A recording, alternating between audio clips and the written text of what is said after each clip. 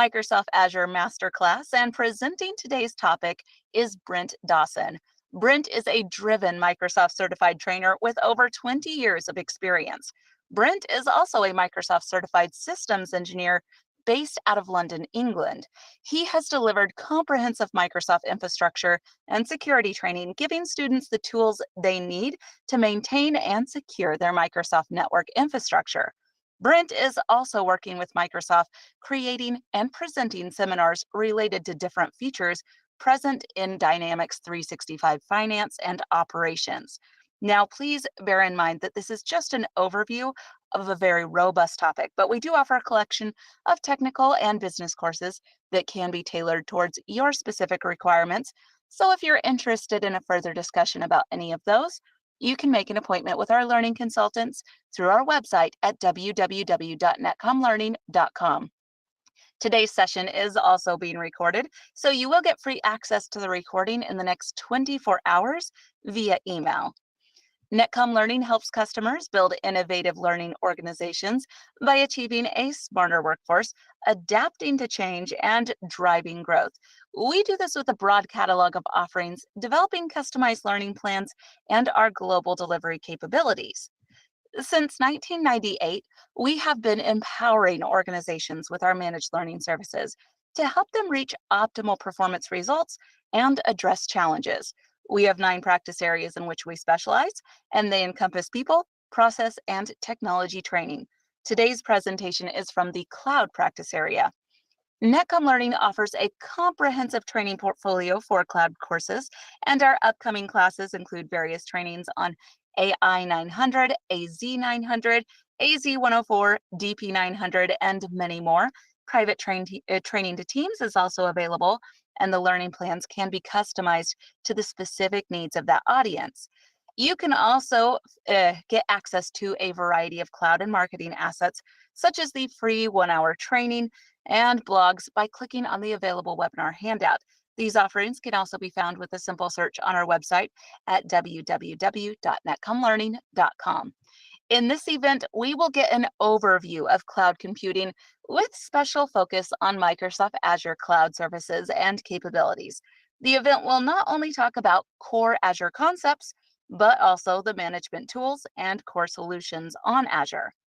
Now, I'm just going to give you a quick overview of the logistics before we do get started today. To start with, you have the option to adjust the window size to your liking. You can simply hit the escape key and find the zoom button on the top left corner of your GoToWebinar viewer. Everyone has been muted except for our presenters, so feel free to submit any questions you have for the presenters in the questions pane, and we will address them at the end of the session today. Also, to get the best out of today's webinar, we've included the slides, courses we've talked about, and marketing assets in the handout section of your GoToWebinar viewer, and you can refer to those to get a better understanding of today's topic. And now I'm going to go ahead and pass the time over to the man of the hour, Brent, to present today's topic. Brent, you should be able to share your screen. I think you are muted still.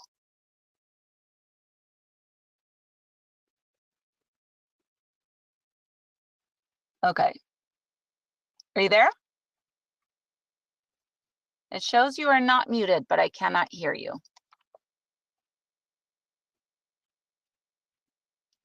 Hello, hello. Okay.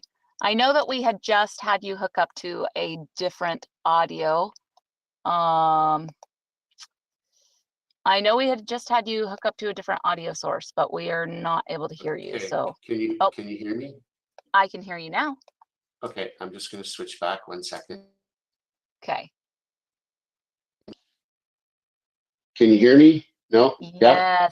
much clearer. Okay, good. Awesome. Okay, Thank great. you, Brent. You're welcome. Hello, everybody. How are you? Good afternoon. Good morning to some of you. My name is, as was mentioned, is Brent Dawson. And I'm going to try and stuff as much information at you as possible in the next couple of hours to see that we can get a good understanding of what is in the Azure cloud, the Microsoft version of cloud computing. There are a number of different providers, but Microsoft is currently the #1 provider for cloud computing services. And so we'll be focusing on what Azure is, what you do with it, how you make it work, that sort of fun stuff. All right.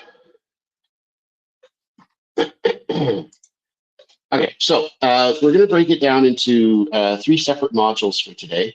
The first module, we're going to take a look at a bit of an introduction in terms of, what cloud computing is, sort of the high level of the ideas of the benefits of cloud computing, and then also some of the configurations of services. So some of the acronyms that you may have heard of in the past that you kind of wondered what was going to happen and so forth.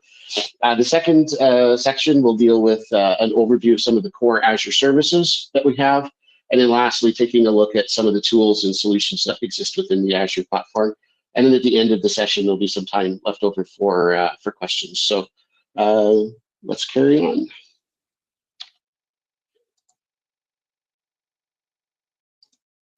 All right, so the first module, we're going to take a look at, as I said, the cloud structure. So kind of what is a cloud? What makes up the cloud? Why do we use that terminology for computing? And then we're going to get into some of the benefits and considerations of why we would want to use cloud computing. And lastly, some of the services that are available and provided from a cloud computing point of view. So what are the cloud models that we have? So there are really 3 ideas behind what the cloud computing is. Cloud computing is a model where we have on-demand access to a shared pool of configurations and configurable computing. And these resources can include things like computer resources, so processors, memory, CPU, those sorts of things. We also have networking resources, so the ability to be able to communicate with computers around the world and in other tenants within the Azure platform. We have storage, so a huge amount of storage capabilities that allow us to keep data into the cloud. And then lastly is analytics. Okay, so those are the 4 basic structures or features that are part of the Azure cloud computing infrastructure. And from there, we'll take a look a little bit at some of the more detailed aspects of each of the things in terms of the computing and networking and so on. And as we go through, there's a couple of things we'll point out in terms of sort of what the infrastructure looks like. And when we get to the end of the slideshow, we'll just do a quick tour. We'll go into an Azure subscription and give you a quick tour of what Azure looks like from an administrative point of view. And so you can sort of, where things are located and so on. So cloud computing comes primarily in 2 forms. There are public clouds, which is things like Microsoft Azure and those sorts of technologies. And there are also private clouds, which are ones that are internally hosted by you. Now, I've been in computing. So I started playing with computers when I was in grade 2, and I'm now 50. I literally have been in the IT industry for 34 years. And to me, the idea of cloud computing is this idea of client server or server client computing structure. So it goes all the way back to the old mainframe days. And really what cloud computing has done is taken the infrastructure that you would normally put into your local data centers and all of the power that it consumes and air conditioning that it would require, and electrical sources and security and fire suppression and all that sort of stuff is taken out of your having to manage and is now put in somebody else's responsibility, in this case being Microsoft's. Microsoft has several different dedicated data centers around the world that you purchase space in, for lack of a better term, and that is where you will do all of your computing from. One of the things that when I do Microsoft seminars, and I actually go and do some of the Ignite conferences and stuff, one of the trivia questions that I ask people is, can you tell me where most of the cloud is?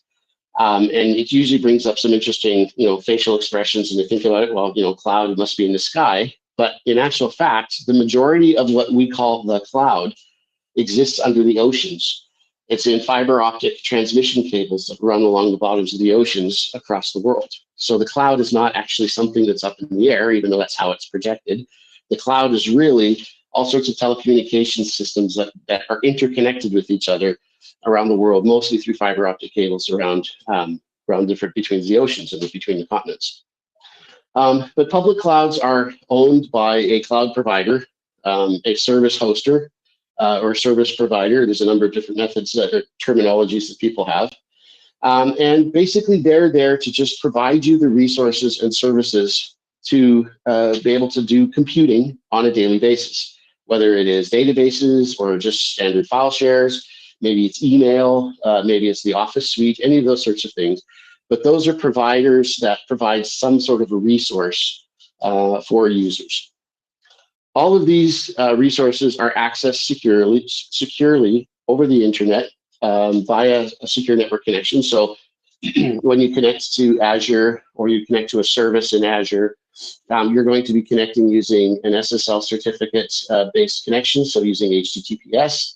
And that way you have automatic encryption of the data and communications between you and the Azure platform that you're being connected to.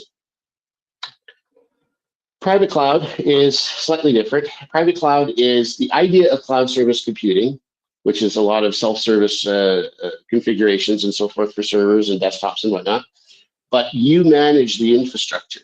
So all of that infrastructure is hosted by you. You have to pay for the hardware. You have to pay for the software licenses and all that sort of stuff.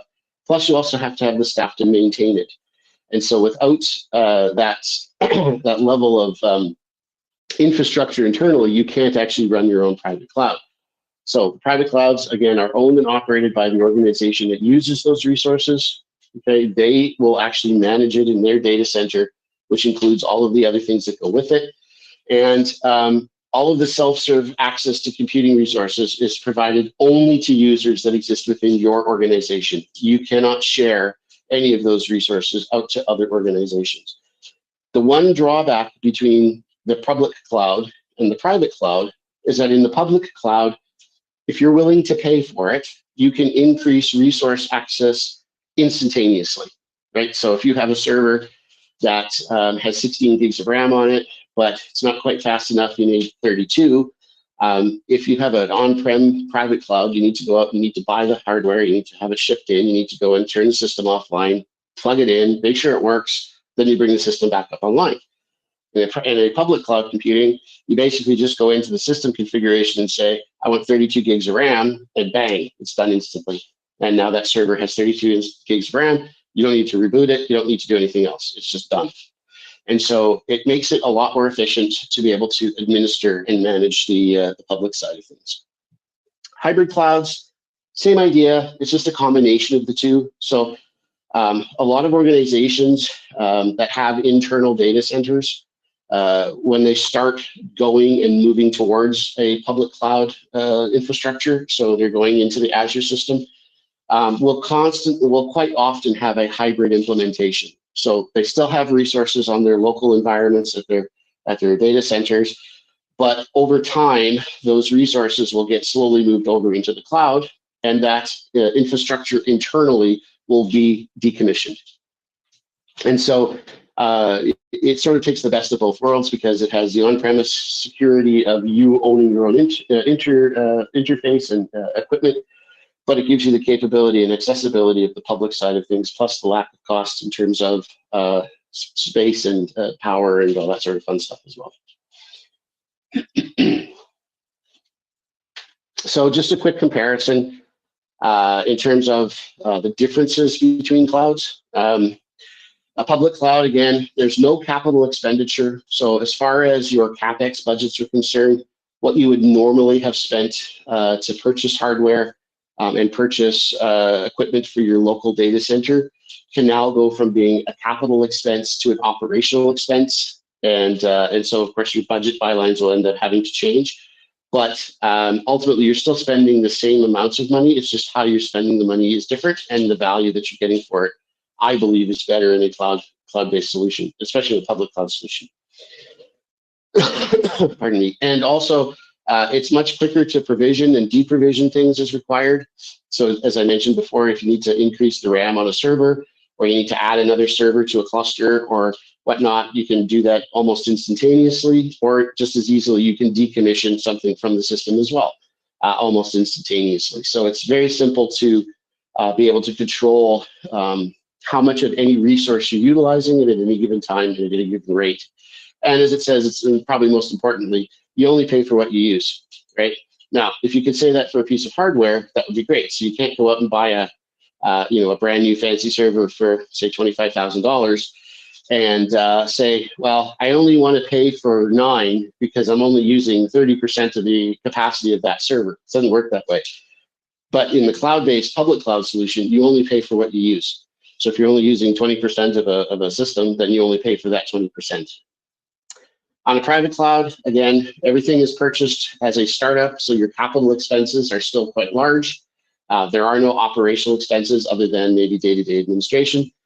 But the advantage is that you have complete control over your resources and the security around those resources, whether it's physical security or computer-based security or what have you. And then, of course, the hybrid, most flexible, and takes control of both. And also, if you are in a certain situation where you have very specific legal requirements, let's say that you're in a company that does trading and all that sort of stuff, then you'll need to make sure that you have control over the data. And in a hybrid scenario, that gives you a good level of control as well. So, what are some of the ideas behind cloud? Like, why do we want to do this? Some places are very old school in how they decide to manage their infrastructure. So when you have a large organization that spends a lot of money on infrastructure for servers and server management and that sort of stuff, a lot of companies like the idea of being able to go down to a server room and saying, I own that, I bought that, I can touch it, I can feel it, it's mine, right? You can't do that the same with a cloud system. But I believe that over time, you will see that the benefits of using the cloud domain structure are going to be more advantageous to your organization than using an on-premise implementation. So, benefits of the cloud. So one of the benefits that we have for cloud computing is high availability. So if you've ever been in a situation where you have lost data, as an example.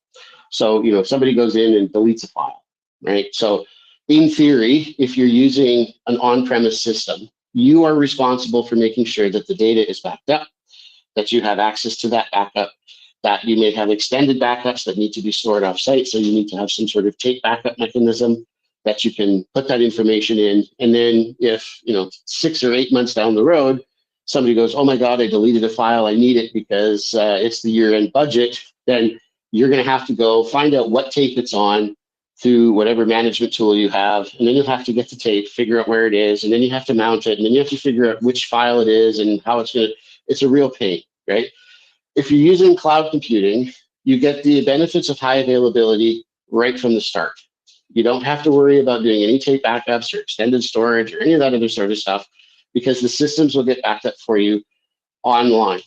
The other thing is that when you set up a cloud computing infrastructure, so you pick a data center when you first sign up. So I'm going to go create a new server that's going to be a file server, and so I set it up to be hosted in US West. Okay, so US West is the primary data center, but all of the data centers, all of the physical locations of data centers have backups associated to them. So if US West's main data center goes offline, US West 2 is the backup for that, or US East 2 is the backup for that. And so the systems will automatically be replicated so that you can receive them. Very rarely, and I mean incredibly rarely, will it ever be that you would never be able to connect to an Azure portal or an Azure service because a data center itself, the entire data center, went offline. I mean, those things are pre-built in such a way that you could drop a nuclear bomb on them. They have enough power sources and enough internet sources and so forth, so that you should never have to worry about any availability to your resources. So this would include things like traditional clustering, so where you use a clustered system for fault tolerance and that sort of stuff. All of those features are still available in the public cloud. Scalability, between ease of creation of resources, the scalability of resources is probably the biggest advantage to using cloud computing. If you're in an organization that needs to increase resources available at any point in time, then the scalability that are built into the Azure platform will be kind of right up your alley. So as an example, let's say that you're a company that does online retail, and of course, the big day is coming. Black Friday, the day after Thanksgiving, is coming, and so you are expecting that you are going to have a really high level of sales that day online, and so you need to make sure that you have sufficient infrastructure in place to be able to handle that load. Right? If you have an on-premise data center, it would be much more difficult to scale out your infrastructure to handle that load for those couple of days.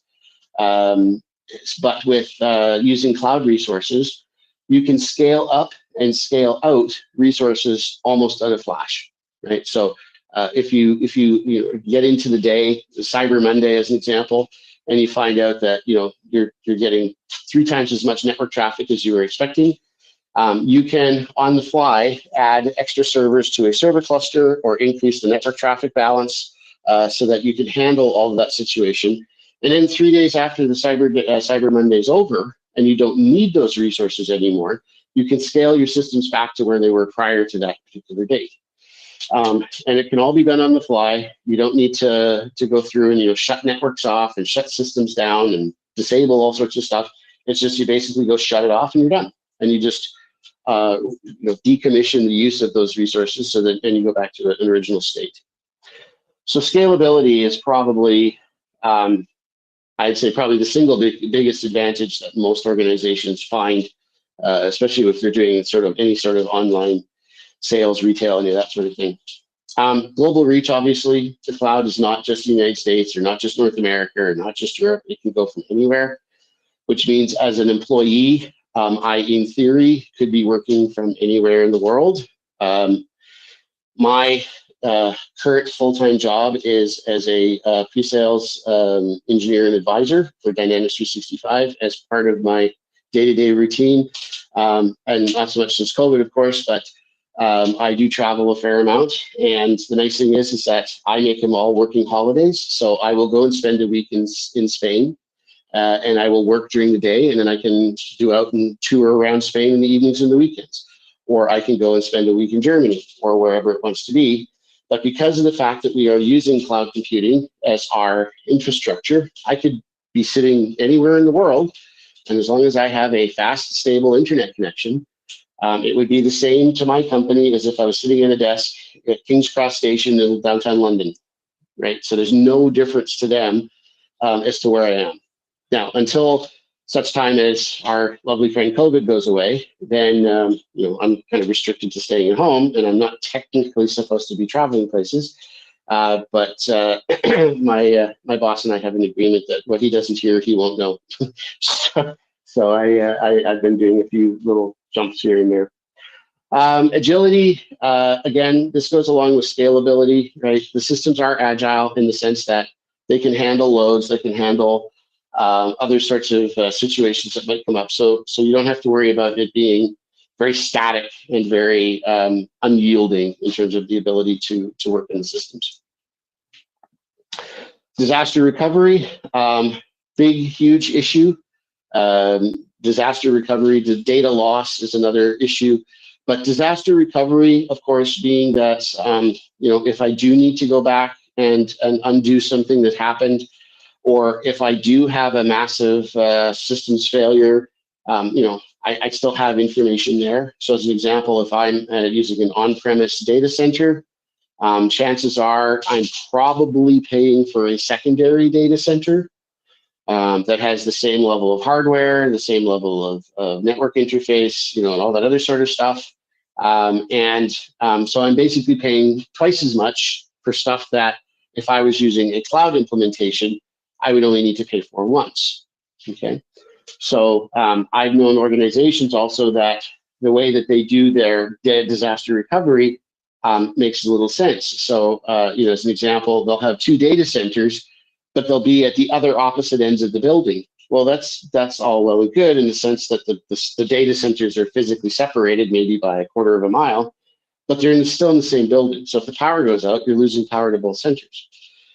Or if you're going to pay for a third-party storage location, you're also not only paying for the hardware that you have to purchase, but you also have to pay the rental fees for where you're putting it in, the network traffic, the power, the cooling, and all that sort of stuff as well. So by putting it in the cloud, you get all of that features of disaster recovery. You can recover data, you have versioning of data, you have extended storage of data, but you only have to pay for one instance of stuff. You don't have to pay for multiple instances of the same pieces of hardware and so forth. Fault tolerance. Fault tolerance is sort of along the lines of high availability in the sense that if a system goes offline or if something goes down, that the system itself, the cloud background infrastructure itself, knows that I need to now run this particular virtual machine or this service or whatever from this system over here rather than the one that was on because it's overloaded or it's gone offline or the network has got down or something of that nature. It's elastic in the sense that, again, it has that capability to grow.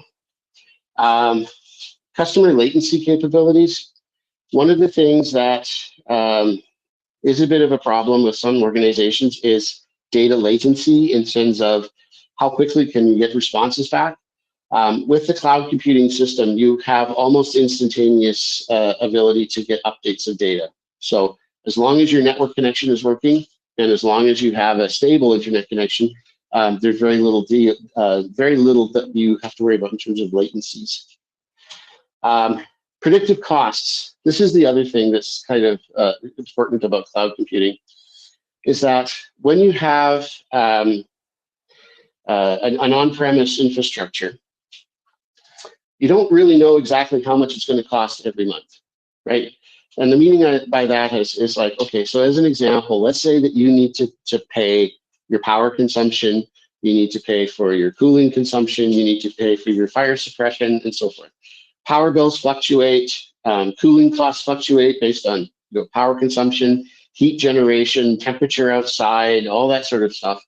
And so you never have a consistent price month to month to month that you can say exactly how much it's going to cost you. You might be able to say, okay, well, last year that chassis for a blade server cost me, $54,000. Oh, it went up by 12%. Oh crap! Now I got to pay another, 60. This year I got to pay $67,000 or something of that nature because the cost went up or down. So there's no predictive cost availability. With cloud computing, whatever the price is that you negotiate is the price that you pay, unless you've increased your cost based on utilization requirements or increase of resources and so forth. But ultimately, from day one how much your bill is going to be on a monthly basis. And so you have that predictive cost availability that makes budgeting a lot easier. And then lastly, security. People tend to think that because it's in the public cloud, that it's less secure than if it would be on a normal network internally. And that's just not the case. There are so many different security considerations and implementations that Microsoft has put into the Azure platform that it's staggering. So they support security requirements and management systems for probably 90% of the countries in the world. They support things like GDPR out of the box, HIPAA out of the box, personalized data management, all sorts of different things. They're all ISO standards and whatnot. So from a security point of view, I have never actually heard of any type of security breach by any hacker trying to get into a system that Microsoft runs. The only example that I've ever heard of was actually because of a third-party tool that Microsoft had purchased to use, and that third-party company didn't know that they had been hacked. And I think you know what I'm referring to. and it then had a downstream impact to multiple users. But in that case, it was something that was done by a third-party vendor, not actually by the Microsoft system itself.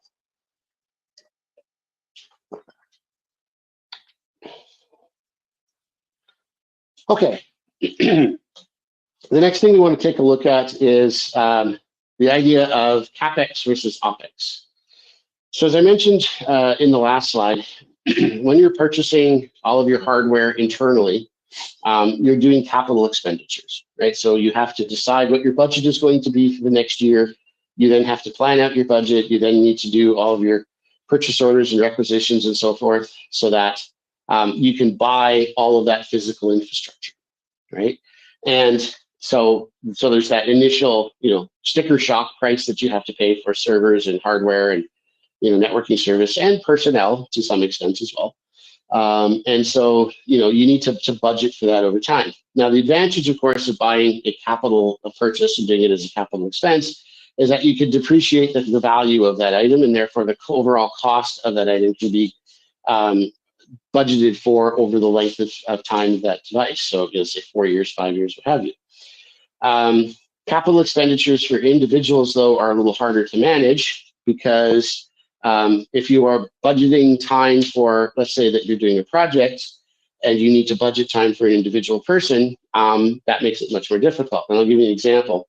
I used to work for a company that was doing a project, and when they did their capital expenditures, they purchased out, all of their hardware and all the rest of it, and they included as part of the capital plan, and I'm not sure why they did this, they included overtime costs for maintenance and support and admin and all that sort of stuff. So the department had budgeted, I don't know, it was $50,000 or $60,000 Canadian for the year for the overtime budget. That's what they figured their overtime budget was based on previous years of the system running forward. They brought in Dynamics AX 2012, so this is a few years ago, and I was hired as the administrator. In the 4 months of the project that I was there prior to go live, I had consumed as many hours in overtime as the next two people who had been there all year round. Okay, so for somebody who had been there for the entire calendar year, in 4 months, I consumed more overtime hours than they did in their year.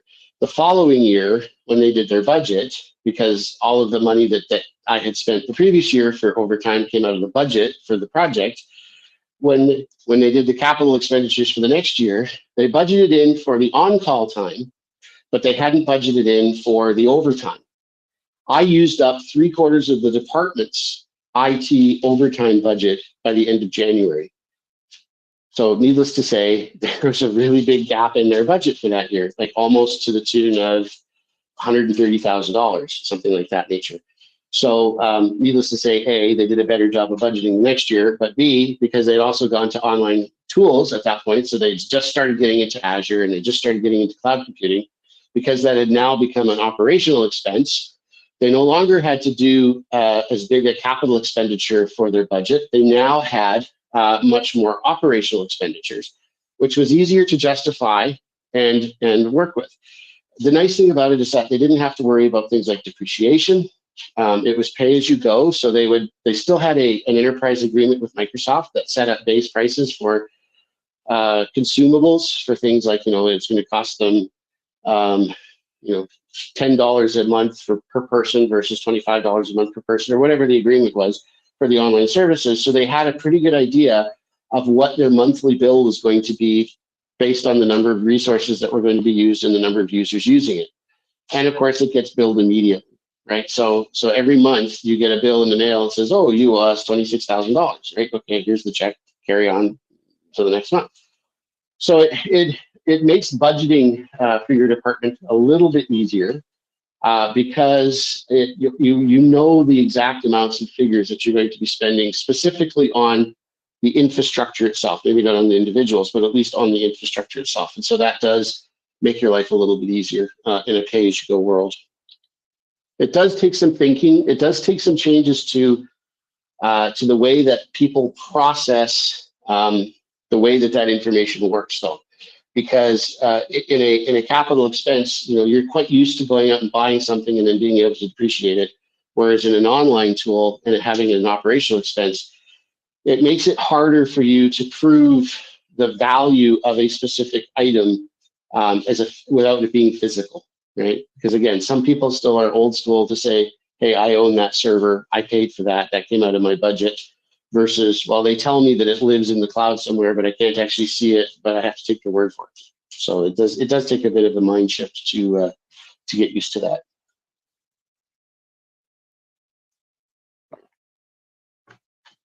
Okay, so as part of the change in terms of the CapEx, OpEx part, we're looking at a consumption-based model.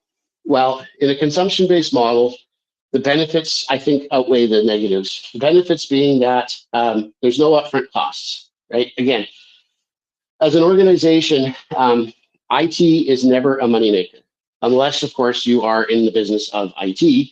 But generally speaking, in most organizations, IT is not a moneymaker. IT is a cost center. And so when you have to buy hardware and you have to buy internet network connectivity and you have to buy networking gear and all that stuff, that's a large chunk of change that you would have to shell out prior to your business getting going.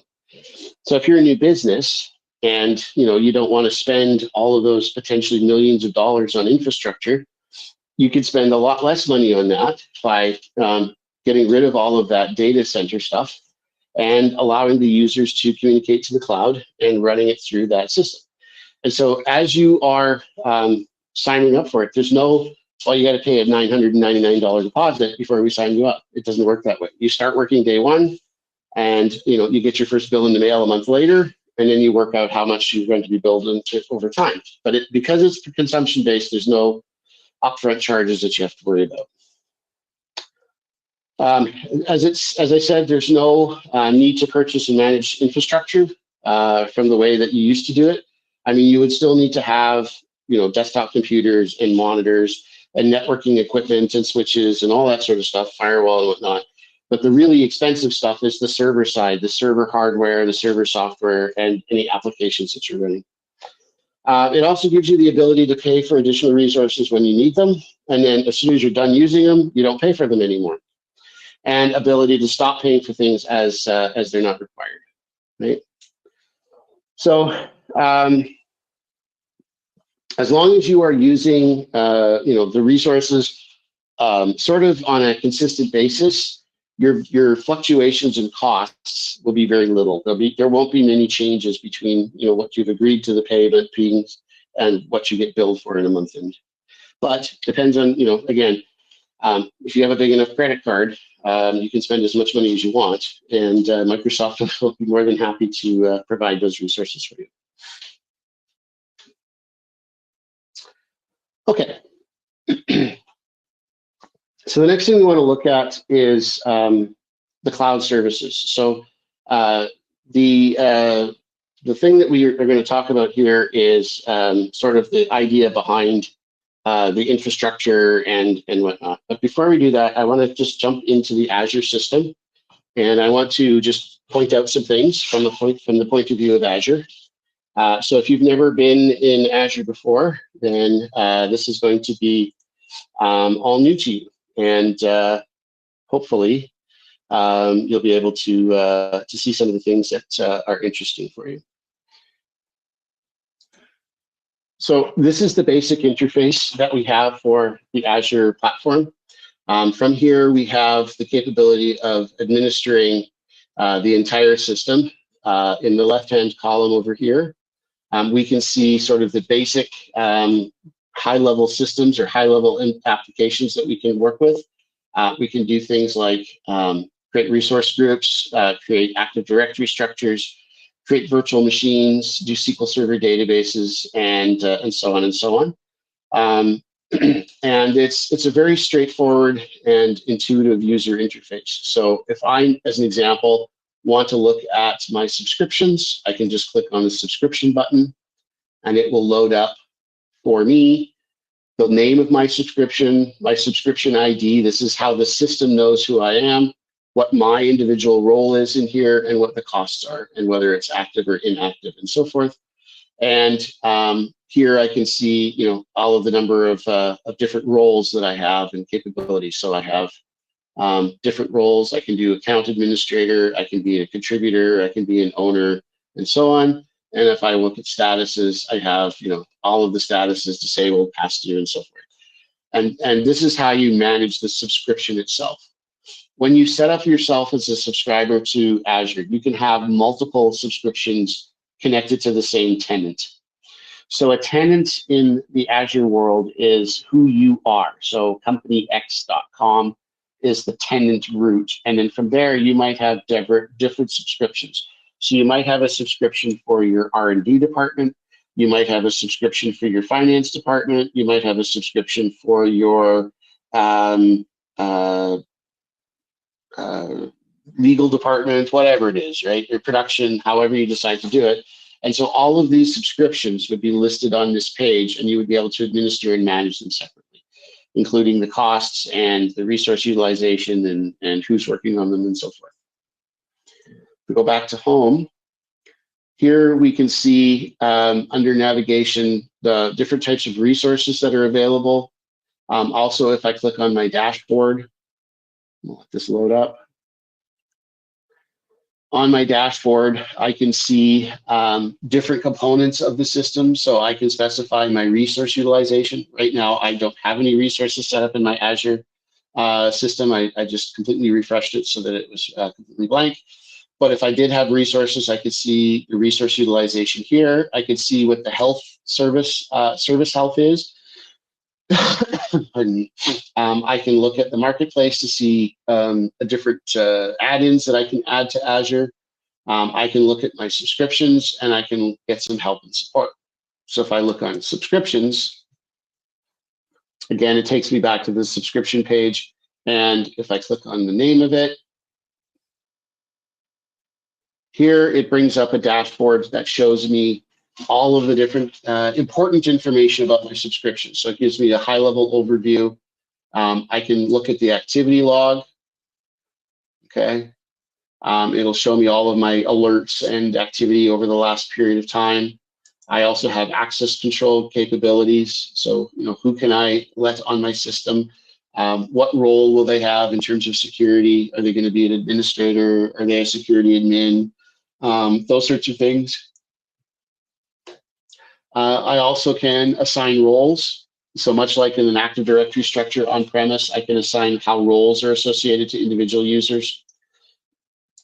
I can specify individual custom roles, but there are a whole bunch of different roles that are pre-built into the system, and I can utilize those or create custom ones off of those. I can also change the way my screen is displayed. So Microsoft is constantly changing and updating the infrastructure to make it more modern. And sometimes that's a good thing, and sometimes it isn't. Sometimes it isn't because you get used to where certain things are located, and then all of a sudden you go there and it's not there anymore. It's because they've updated the interface. But they do have the classic tools, so you can kind of flip back and forth. They have diagnostic issues. So if you have problems and you need to solve issues, let's say you have servers crashing or stuff like that, you can use this infrastructure. Under security, here we have our security infrastructure. So you may have heard of a tool called Windows Defender. Windows Defender is anti-spamware, anti-malware tool, as well as antivirus. And there is a cloud version of it called Azure Defender, which basically takes those capabilities and makes them more enterprise level so that you can share them across multiple systems in your environment. At this point, I'm on a 30-day trial for this, so I actually haven't enabled it yet. But when you purchase a regular, ordinary Azure account, you will automatically get access to the subscription as well.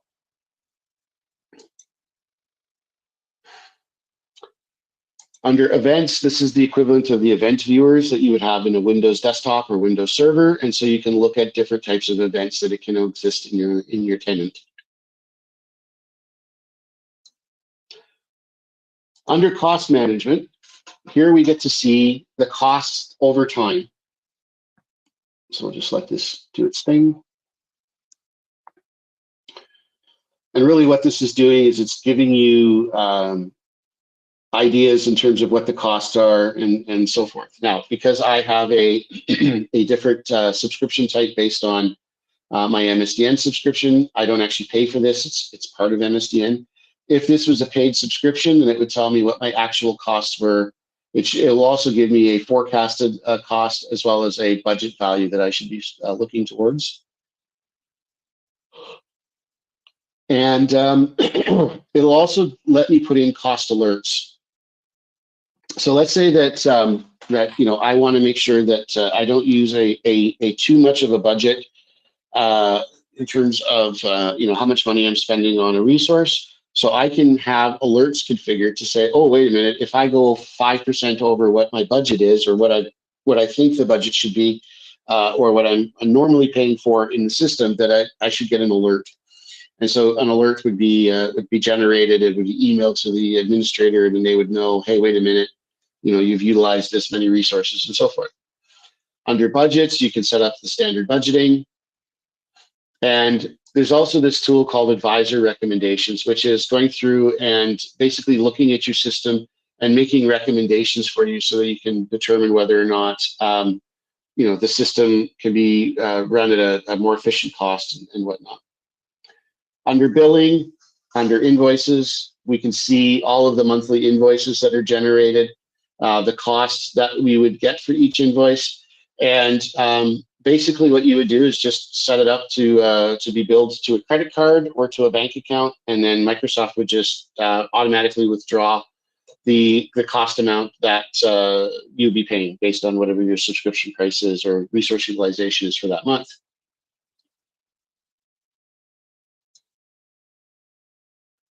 You can also see at the top here that if you want, you can receive an invoice by email. So when the invoice is generated, it will automatically invoice you or send you an email 10 days prior to the invoice date. And in this case, you'll have an auto payment notification sent to you. And you can specify other people other than yourself as being people who can actually download invoices. So if you're the director of IT or manager of IT, and you can give permissions to the finance team for the AP team to go in and be able to download the monthly invoice to make sure that they can get it paid correctly, and to be paid and all that sort of stuff. So it's just a way for you to be able to administer it a little bit easier. You can also specify your payment methods. So whether it's by credit card or bank draft or however you want to do it, you can specify the information and then set it up that way. So those are the locations that you would go into to find out what your monthly costs are and figure out exactly what, how much I'm paying month over month. What are the methods for me to be able to pay this? And how am I going to manage these costs? And so this is the location that you would go to set up that configuration information. So I'm going to go back to the main Azure page. All right, and then we are going to continue on with the slide deck.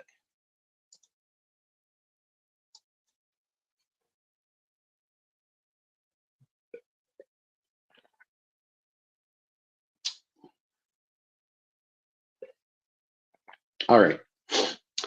So the next thing we want to look at is the idea of cloud services. So what are the different cloud service types that exist in the world? So it's not as difficult, or it's not as easy as just saying, oh, I'm going to be in the cloud, and then kind of that there's one cloud. There's different types of cloud services that we will provide. So there are some basic cloud services. The first one is called Infrastructure as a Service. So Infrastructure as a Service is basically for pay-as-you-go IT infrastructure. So you rent servers, you rent virtual machines, you rent storage, you rent networks, and you rent operating systems from the cloud provider. So you go in and you build the servers as required. and you put the software that you need there, you add your own users, you do all of that sort of stuff, and you administer everything exactly the same as if you were working in a on-premise data center, right? So you have to build the servers out, and you do all of the work for it. There's nothing that Microsoft does other than give you the underlying templates or the underlying infrastructure for it to sit on, and then giving you templates for creating things like storage and servers and network access and so forth. But ultimately, you are working the same as if you were doing it yourself in a physical data center in a building that you own. This is the most basic computing service. This is obviously build as pay-as-you-go IT infrastructure. So you're doing these rentals, and it's instant computing infrastructure, provisioned and managed over the internet, and that's it, right? This obviously allows for building, testing and deploying software applications as a testing environment, and also to help create applications quickly without focusing on managing the underlying infrastructure. So if you have a development team that's writing a piece of software, you might put them up in the cloud to be able to do it in terms of the servers for building and testing against, rather than on a physical infrastructure, so you don't have to actually manage it internally. Platform as a service, or PaaS, is the next layer. So this is one layer up. Platform as a service is where you will have environments for doing this underlying infrastructure work. The infrastructure operating system and the development tools and database management instruments and all that sort of stuff is what you will be responsible for. And it helps to provide that infrastructure for testing and so forth. The other one that we will often get to is called software as a service, or SaaS, and you've probably seen this one quite a bit. SaaS solutions are where you rent an application from an organization, and so everything is hosted, the application is hosted, it's patched, it's managed by the application host. All you are responsible for is the users and the data inside of that application. So as an example, Dynamics 365 is a SaaS solution, right? So Microsoft manages the underlying infrastructure for, let's say, CRM or customer engagements. And so you are responsible for just making sure that you know who the users are going to be that access those resources, and then setting up the appropriate security for those users to be able to access that resource. As well, you will be responsible for maintaining the data that gets entered into that resource. And so all of these resources are shared. But Microsoft would manage the underlying infrastructure below what these resources do. So we could use Office 365, we might use Exchange, which is an email system, obviously, and we might use SharePoint as a method for file storage and document handling.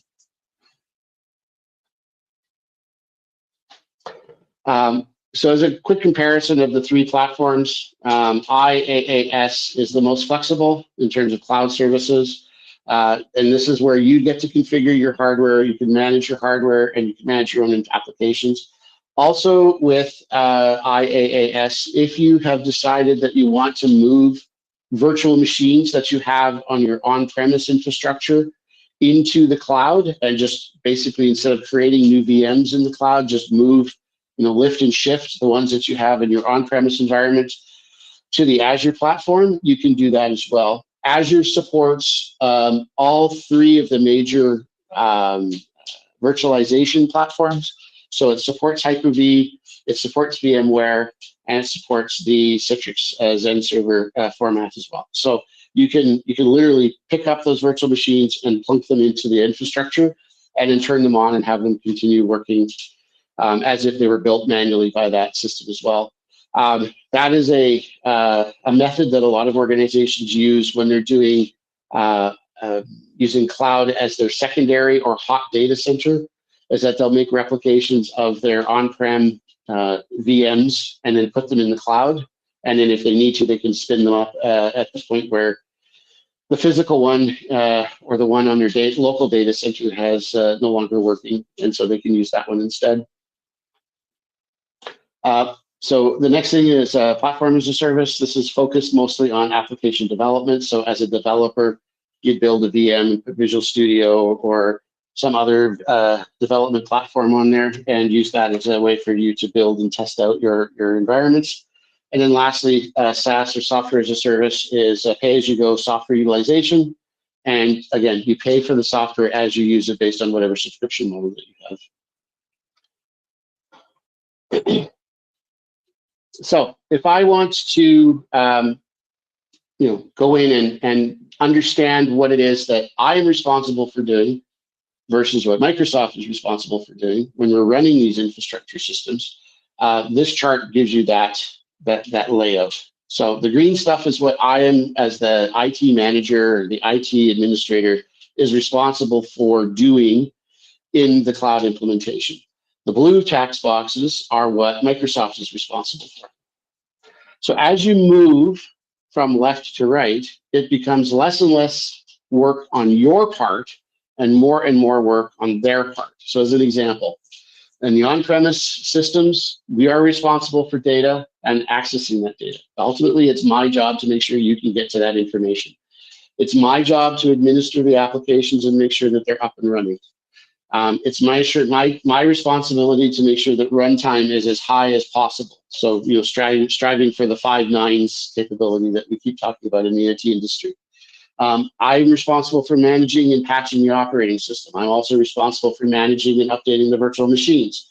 I am responsible for making sure that the computing systems are in place, that the networking is working, and the storage is available. So in an on-premise solution, it's me. I'm it. I am the company it, right? The company IT, I'm responsible for it. When we move to infrastructure as a service, you'll notice now that the bottom 3 layers, the computing infrastructure, the networking infrastructure, and the storage infrastructure, are now the responsibility of Microsoft. They're not my responsibility anymore because I no longer have direct access to those resources because they are not physically located in my location. I am responsible for the data and accessing that data, the applications, any runtime executables, the virtual operating systems, and the virtual machines that they're running on. So I'm still responsible for making sure that those sorts of classical admin tasks are completed for people to be able to access resources. If I take one step over to that and go to platform as a service, now as a developer, I don't care about all the other crap. I just want to know, can I get to my application that I'm developing in my application development tool, and can I get to the data and access that data valid? Okay. And then lastly, as software as a service, everything is managed by Microsoft except data and accessing that data. Right. So ultimately, I don't have to worry about anything underneath it. It's all entirely up to them. So that's where that comes in.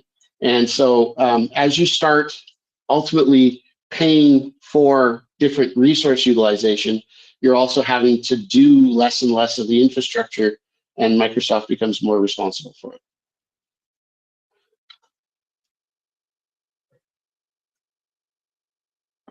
Sorry, it's really dry in here today, so I'm drinking lots of water. Serverless computing.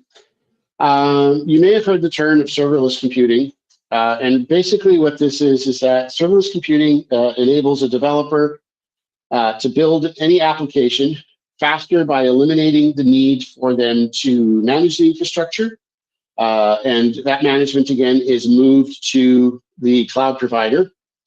And if I'm using serverless applications, the cloud service provider will automatically provision scale, and manage all of that infrastructure that's going to be required to run the code that I'm generating. Okay, and so to understand that definition, it's important to note that servers are still actually running the code. Okay, so it's not like you just throw the code into the system and go, wow, this is really cool, it's just running. No, there still has to be some sort of underlying system, infrastructure, what have you, to run that code. And so the serverless fact of this sort of statement is that the tasks associated with the infrastructure provisioning and management are not a responsibility of the developer. They're hidden and invisible from the developer. They're managed underneath that layer that the developer works at. And this approach will enable developers to spend more of their time focusing on the business logic and deliver more value for the business than they are spending time administering and updating systems for them to do their testing on. Because in the old days, as an example, you would have a desktop computer and you might run VMware locally or Hyper-V locally, and you'd create 3 or 4 different virtual machines that had different configurations, different operating systems, and that sort of stuff. And so when you would run your application, you compile it, you'd have to load it onto each of those virtual machines, and you'd have to run the tests independently of each other, and yada, yada, yada. Now with serverless computing, I can do that automatically. I can just say, I want to deploy to this infrastructure, and it's going to go ahead and just run the software, and I can test it against any platform that way. I don't have to do anything to make sure that it actually hits the infrastructure and executes correctly. So the other thing is that besides being able to focus more on what the system is doing, serverless computing will help increase the productivity, makes things go to market faster if you're a software developer. It allows you to respond to client requests much faster. And it gives you much greater capability of staying focused on what you're trying to do and how your solution can be innovative in the marketplace. There are 3 different sets of tools that can help you work with the idea of serverless computing. One is called Azure Functions. And so what an Azure function is that the code that is running your service, whether it's a web service or something of that nature, and not the underlying infrastructure or platform, is what you're concerned with. So the actual functioning of the application. And so it creates the infrastructure based on whatever the event is on the fly in the background. And you don't have to do any of that stuff yourself. There is also Logic Apps. Logic Apps is a cloud-based system to help you automate and orchestrate tasks, business processes, and workflows. So as an example, if there is a specific order in which you need to execute a specific set of instructions in, the Logic app will help you manage and maintain that so that it will work properly. And then it allows you to do these workflows so that you can integrate your applications, the data that goes to those applications, the systems that those applications live on, and the services that those systems consume are all managed as part of a workflow in the Logic Apps tool. So that was module 1. So that's sort of the high level 20,000-foot view of what Azure looks like. And so we got to take a look at sort of the infrastructure, underlying implementations of it, and also sort of where the system looks like in terms of some of the other configurations and so forth. All right, so let's flip to the second module now. And the second module deals with some of the core resources that we have for Azure computing. So we're going to look at compute resources. We're going to look at networking resources. We're going to look at database resources and storage resources. So those are the 4 sort of areas that Microsoft excels in terms of the Azure resource utilization and capability.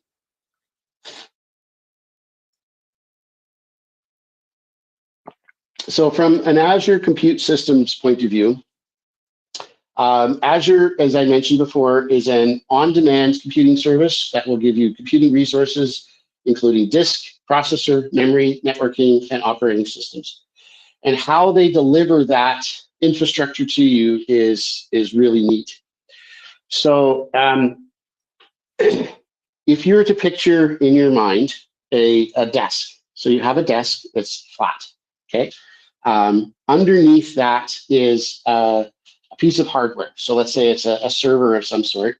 And under that server, there is memory and networking capabilities and storage capabilities on that system, right? So the desk is what you get to see, and there's all that underlying infrastructure below it. On top of that desk, you can build different things that will do different tasks. So as an example, on the top of that desk, you can build a virtual machine. So you could build a Hyper-V virtual machine there that is going to be a file server, and it's going to be called FileServe1. And so when you go in to create the virtual machine, it says, I need to have this virtual machine have 4 CPUs, and it needs to have 64 gigs of memory, and it needs to have 1 terabyte of storage space. So because it's sitting on the flat surface of the desk, which has resources below it, then the virtual machine taps into those resources underneath the desk. So it taps into the CPU that's sitting there. It taps into the memory that's available for there. It taps into the networking and the storage that's listed under there, and it allocates those resources that you've requested to that virtual machine. And because of the fact that it's a flat system, you can implement as many virtual machines as you wish into that production or into that environment, production or dev or test or whatever you want. And as long as you have the bill and you know what the bill is going to be, and you pay the bill every month, there's really no limit to the number of those systems that you can put on that desktop, okay? Now, let's say that you don't want to manage virtual machines. So we're going to clear the desktop off again. So it's blank, it's empty. So on this flat desk, I'm going to install a service. Let's say that I want to install Exchange, okay? So Exchange as an application service is already managed by Microsoft. All I see on the top of the desk is the front door, which is what asks for my username and password. Once I'm in the front door, my instance of Exchange that's sitting on my desk will have storage allocated for the mailboxes, for backup, for archiving purposes, and so forth. And so as an administrator, only need to be able to get in the door and create the mailboxes for the individual users that I'm going to have, and then administer how those mailboxes are going to work. Let's say I'm going to put on legal holds, which means that all of the data will never be able to be deleted out of a person's mailbox and things like that, right? And so that's what an application service is. So if I go that I want to build an Exchange service, it literally just rises itself out of the tabletop and says, oh, here I am, here's your credentials, have at it, right? I will manage and worry about everything that lives below it. So again, let's clear off our desktop. It's totally blank. Now I'm going to create containers, okay? Now there are 2 different container types that exist in virtual spaces. One is called Docker, and one is called Azure Kubernetes, okay? So Docker is an original old Unix-based container system that allows you to that allows you to create virtual instances of stuff inside of it. Kubernetes is just another version of it. It's an open source version, and we'll talk about those in the next slide. And then the Windows Virtual Desktop is the the capability of being virtualization across the board. When we get to that slide, there's a couple of new things that have actually been added in the last little bit that I will talk about. I didn't put a separate slide for them, but I will talk about them. So Azure Virtual Machines, as I mentioned before, is a virtual machine software emulation component capability of physical computers. So if you've ever done any virtualization in your on-premise network, all you're doing is taking that virtualization and doing it in the cloud, right? So you're not really creating a machine. You're creating a virtual processor, virtual memory, virtual storage, and networking that is allocated and associated to your tenant. And this is where your IaaS offering comes in, because it gives you that capability to have absolute and total control and be able to customize how that system is working and make sure that it's executing correctly. So with this, you would use these for development and testing infrastructure. Also maybe Azure for applications that you want to manage in the cloud. That, let's say that you have an in-house application that you've written, it's a web-based app. And so you would build a virtual machine that you would deploy it to, and then use that as a way to handle your business, right? This might be also be an example of when we have increased resource utilization because we're at a specific time of year, Cyber Monday, whatever. You can add the virtual machines, you pay for them as you need them, and then as you're done, you just turn them off and you don't need them anymore, you don't pay for them.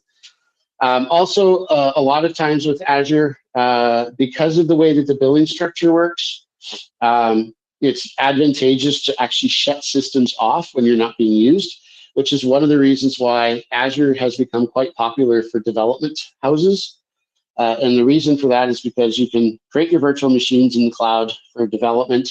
And at the end of the day, you either have the developer shut them off, or you can actually have an auto disable function where, at 5 o'clock in the afternoon, 6 o'clock in the afternoon, Azure will just actually shut the virtual machine down. It doesn't just power it off, but it'll actually shut it down properly. And as long as the virtual machine is not running, you're not billed for it. So that the system will actually help you in reducing your overall number of costs in the system. The other thing you want to do with Azure Virtual Machines is to extend your on-premise data center. So when we talked earlier about creating a hybrid network or a hybrid cloud, you may want to take some of your virtual machines that you have internally on your network and extend them into the cloud for backup purposes, or making it a hot site, or just spreading the load of your overall network utilization across multiple platforms. So the Azure App Service is basically just a fully managed platform. And this is where you will do your building, deployment, and testing, scalability, all that sort of stuff as a developer. Okay, so you can apply application protocols, you can do web apps, you can do all sorts of stuff. And it supports with most of the major development languages, including things like the .NET platform, core .NET functionality, Node.JavaScript, Java, Python, PHP, Visual Basic, C#, C++, all pretty much any of the .NET compliant languages, of which there are well over 100 of them. This is where platform as a service is done, where you have your enterprise level performance, security, compliance requirements, but not having to deal with the underlying software infrastructure management pieces that a normal person would do under IaaS. So we mentioned before the idea of Azure containers. So the Azure Container Service is built upon the containerization of a network. So I'm going to use the empty desk analogy again.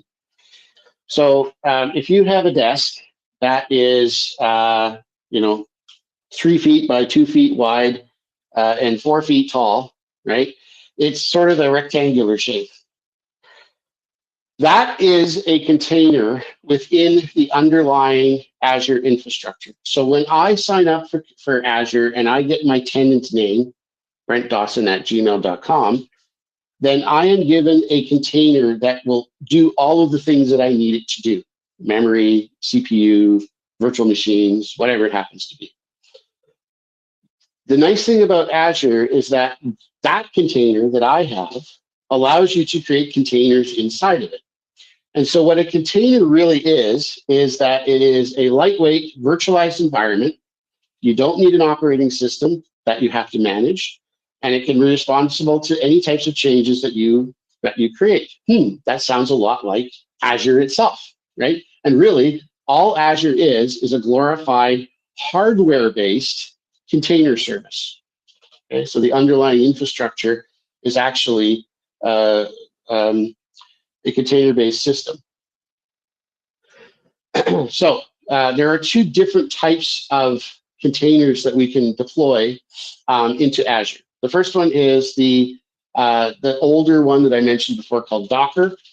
Docker has been around for quite a while, and it is a very popular containering tool that is available pretty much for any organization to use. And then there is a newer one called Azure Kubernetes. Kubernetes is an open source platform that uses open source software for the container structure. And the difference between Docker and Kubernetes is that Kubernetes not only gives you the container, but it also gives you orchestration services for the containers.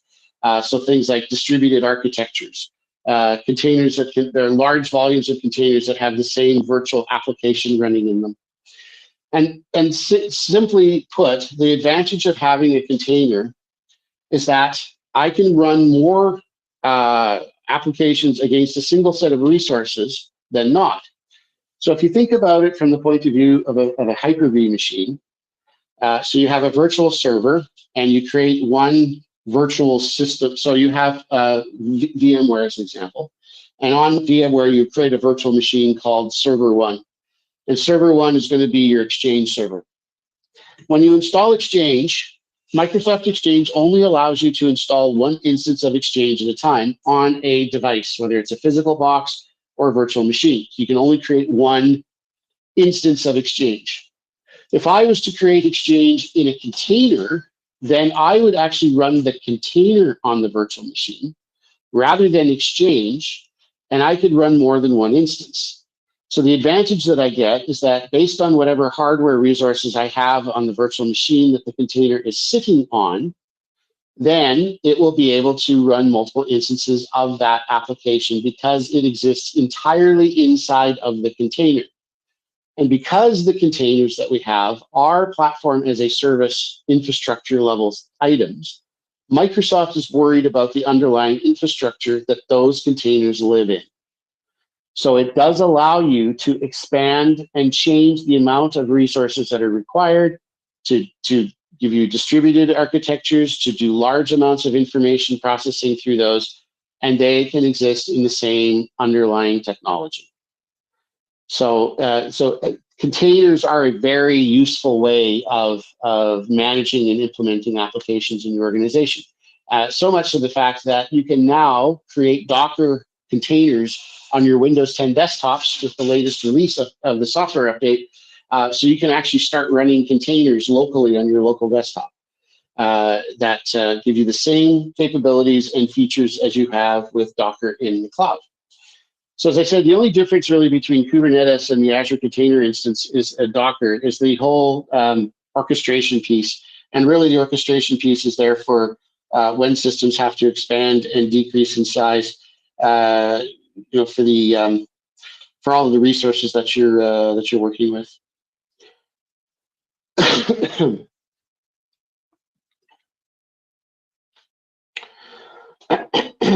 Okay, so virtual desktop. The Windows Virtual Desktop is the next step here. Really, all we're doing is we're taking all of our desktop and applications and running them virtually in the cloud. So you create your desktop virtualization environment. You don't have to run any gateway servers or any of that sort of stuff. And you can publish unlimited hosts, and you can reduce costs by pooling these systems together and creating multi-session resources. Right? So a few years ago, there was a big push to create these virtual infrastructures or virtual desktops, VDI, where you would have a centralized server that would be running several instances of the application. And on your desktop, instead of having the application installed, you would run as a remote desktop connection to a virtual desktop that would have that virtual application. So it never actually existed on your desktop. You just ran it across the network.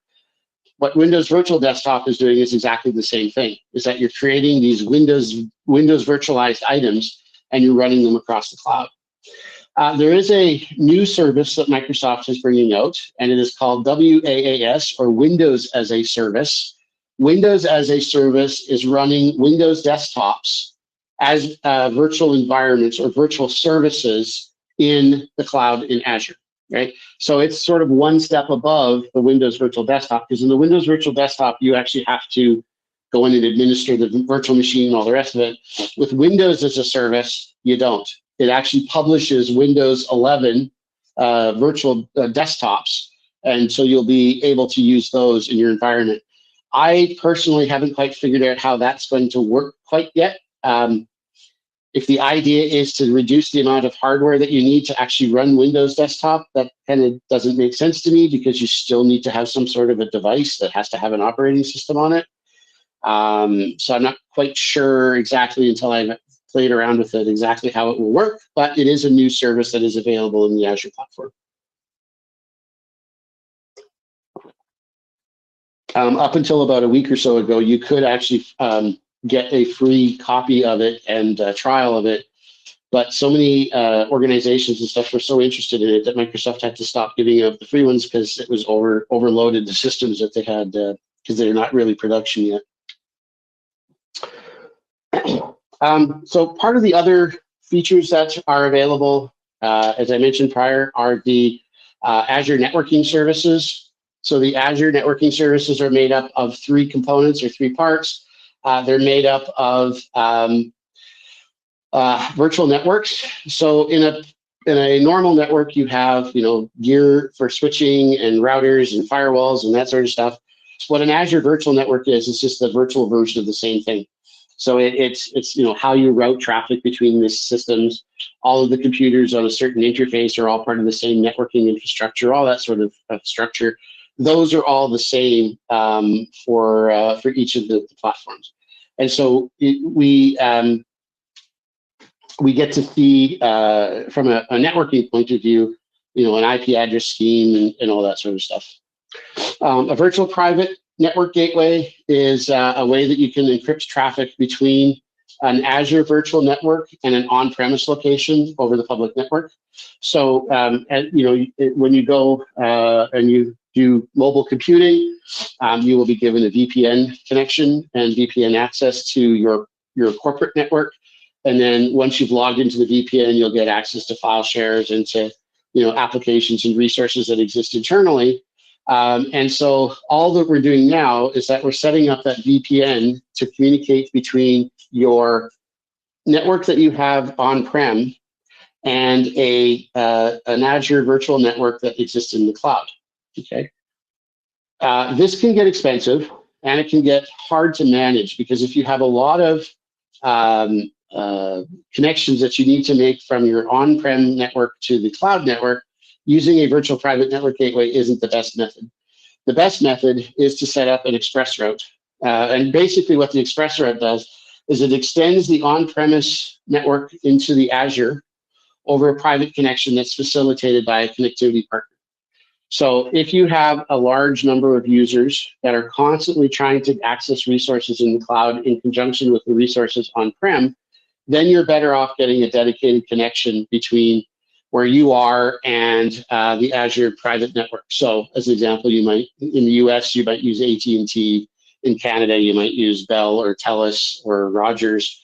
And so you pay basically for a dedicated connection between you and the closest data center for your network connection. So as an example, in the States, depending upon where you are, there's 15 of them. In Canada, there's 4. In Europe, there's about a dozen or so, maybe a bit more. In the UK, there's 8 of them, and that sort of thing. So, so having this express route is just a more efficient and cost-effective way of being able to have that transmission of network traffic between the on-premise system and the cloud. Azure Storage. Azure Storage is basically hard disk, okay? And it's broken down into different storage types. There are container storage, which stands for blob, binary large objects. And this is optimized for storing massive amounts of unstructured data. So these are things like text files and Word documents and Excel spreadsheets and that sort of stuff. Anything that is not structured in the sense of a database file, right? It's just a large binary number and it stores that file into that location. Disk storage is sort of one step up from container storage. Disk storage gives you your own virtual disks that are associated to virtual machines and applications for you to be able to administer. Okay, so it's the same as on a local virtual machine in Hyper-V or VMware that you create the virtual machine and then you're going to create the virtual disk that's attached to it that has the operating system and the application and your data stored to. Okay. So it's the same concept, it's just you're now moving it in up into the cloud. And then lastly is Azure Files. So Azure Files are highly available network storages that take advantage of server message block protocols, so SMB. It is the fastest file system. It is also the most expensive file system because, of course, you're keeping this data live all the time, and you will then need to know how to get the system up and running and keep it up and running from terms of cost and availability. So Azure Storage comes in 3 tiers, and you can pick and choose the tiers at any point in time. So the one on the left, the hot tier, means that the data is always live. It's always stored and accessed frequently. So let's say databases, that sort of thing. So that data is hot, okay? And of course, it's the most expensive of the 3 types of tiers. It's also generally going to have the fastest disk. So hot tiered storage generally is made up of SSD drives versus traditional platform hard drives. And so because of the fact that SSDs cost more and you need more of them to be the equivalent of a physical platter hard disk, the cost for a hot storage is greater than cost for non-hot storage. Cool storage is optimized for storing data that's infrequently accessed and then stored over the 30-day period, okay? And then if it's required, it can jump to hot, and if it's not, then it leaves it at cool and so forth. And the system can automatically flip back and forth for things like caching and so forth.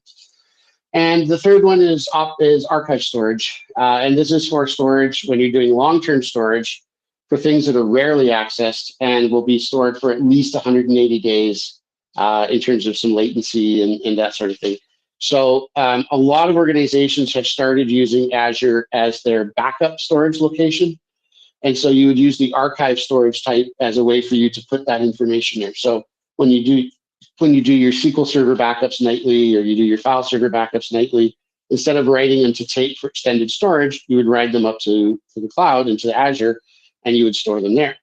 Now, when you do that, you have a lot of network transfer, and obviously potentially a lot of disk space. So when you do use the archiving storage type, you pay less per gigabyte for the actual storage amount, but you don't pay any fee for the data upload. So you can have as much data uploaded into the system as you want, and that's fine, but you will pay, obviously, for the amount of storage that you're using and consuming.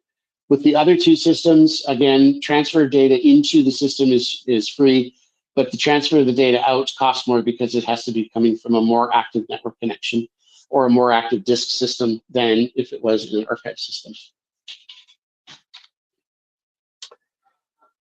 So some other things that are available as part of the sort of infrastructure of the system are Azure database services. So unlike a normal network infrastructure, you would have to create your own instances of SQL Server or Oracle or DB2 or MySQL or NoSQL or whatever it is that you were running for your database systems. But Microsoft has provided an infrastructure platform of the database offerings that are available in the cloud. So if you're used to using the standard SQL Server, there is Azure SQL Database. This is Database as a Service, or DAS, and it's using the latest stable version of SQL Server. The thing about DAS is that you don't actually have to build a SQL Server in the cloud. You just load your database file into the service, and then you administer it exactly the same way as you would if it was an on-prem tool using SQL Server Management Studio or SQL Server Data Studio, either one of those, or Visual Studio. And any of those tools can be used to connect to and administer the databases that way for SQL. It also fully supports the Cosmo database infrastructure, which is a flat file, non-relational storage system, and allows for elastic, independently scaled storage throughout your cloud distribution. It can also support MySQL. So if you have open source databases based on MySQL, or you run PHP, then you can run the Azure SQL, the MySQL for Azure platform. And then also it supports the Postgres SQL platform as well out of the box. So there's also support for NoSQL. There's also support for FileNet. There's also support for other platforms as well that are available, that are more globally used for database services.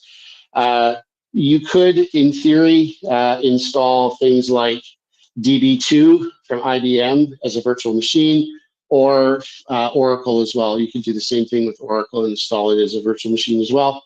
But then you wouldn't get advantage or take advantage of database as a service implementations.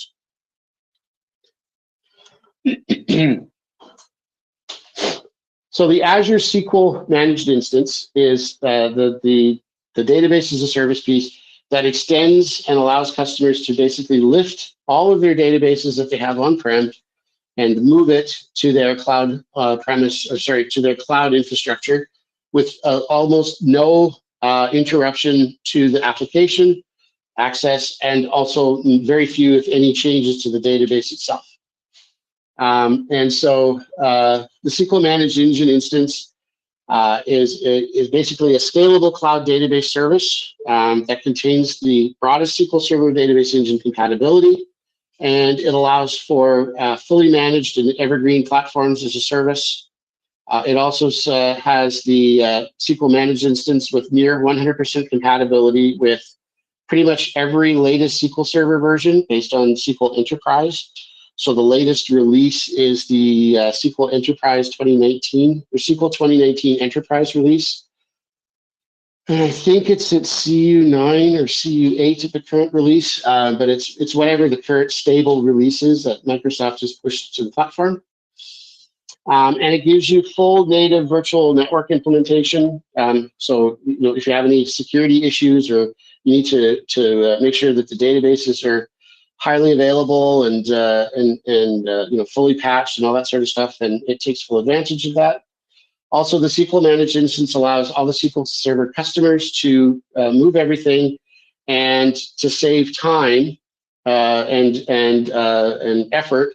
The SQL Server Managed instance will preserve all of the platform as a service capabilities, including automatic patching, version updates, automated backups, high availability, and all of the other features that SQL Server has internally or on-prem that will help to reduce the overall amount of work that your database administrators have to do, and your total cost of ownership goes down for your SQL instances, because your licensing that you're paying is part of your connection fees rather than as a separate license fee.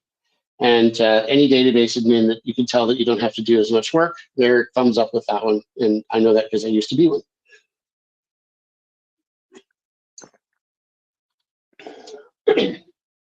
Another tool that's available for us is the Azure Marketplace. The Azure Marketplace allows customers to find, try, purchase, and provision applications and services from all sorts of different providers. And they all run on Azure. There could be open source applications. They could be visual machine and database image-based applications. There could be applications for deployment software, for developer tools, and so forth. And there's well over 10,000 items listed in this platform. And so you can go in and probably find a virtual machine or a virtual implementation that will cover the majority of the types of software that are available out on the market. All right, so let's go take a look here at a couple of things. I'm just going to open up a new tab, and I am going to go to Google, and I want the Azure Marketplace.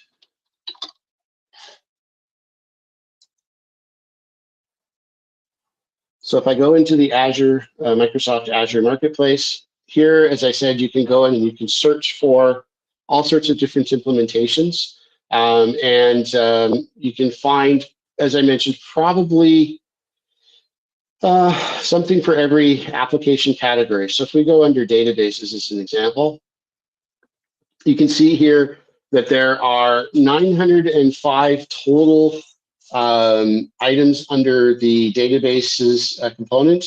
There's 128 specifically to NoSQL. There are 242 for other relational systems such as Maria, Postgres. There are blockchain databases as well. There are data lake configurations and data warehouse configurations. So as an example, Project Online and so forth. You'll notice down at the bottom, it tells you what your costs are. So as an example, the Project Online data warehouse is $235 per month, and that's what the starting plan is. versus Query Surge, which is another data warehouse tool, which works at $1.43 an hour, so as a starting price. So you can take a look at some of these sorts of things. If you want to go to business intelligence, that's under analytics. We have a number of different items. We have data insights, we have data analytics tools, we have big data, we have, all that sort of stuff. So as an example, let's say that I'm going to go in here and I'm going to go back to the get started page and I'm going to type Tableau. All right, so under Tableau, oops.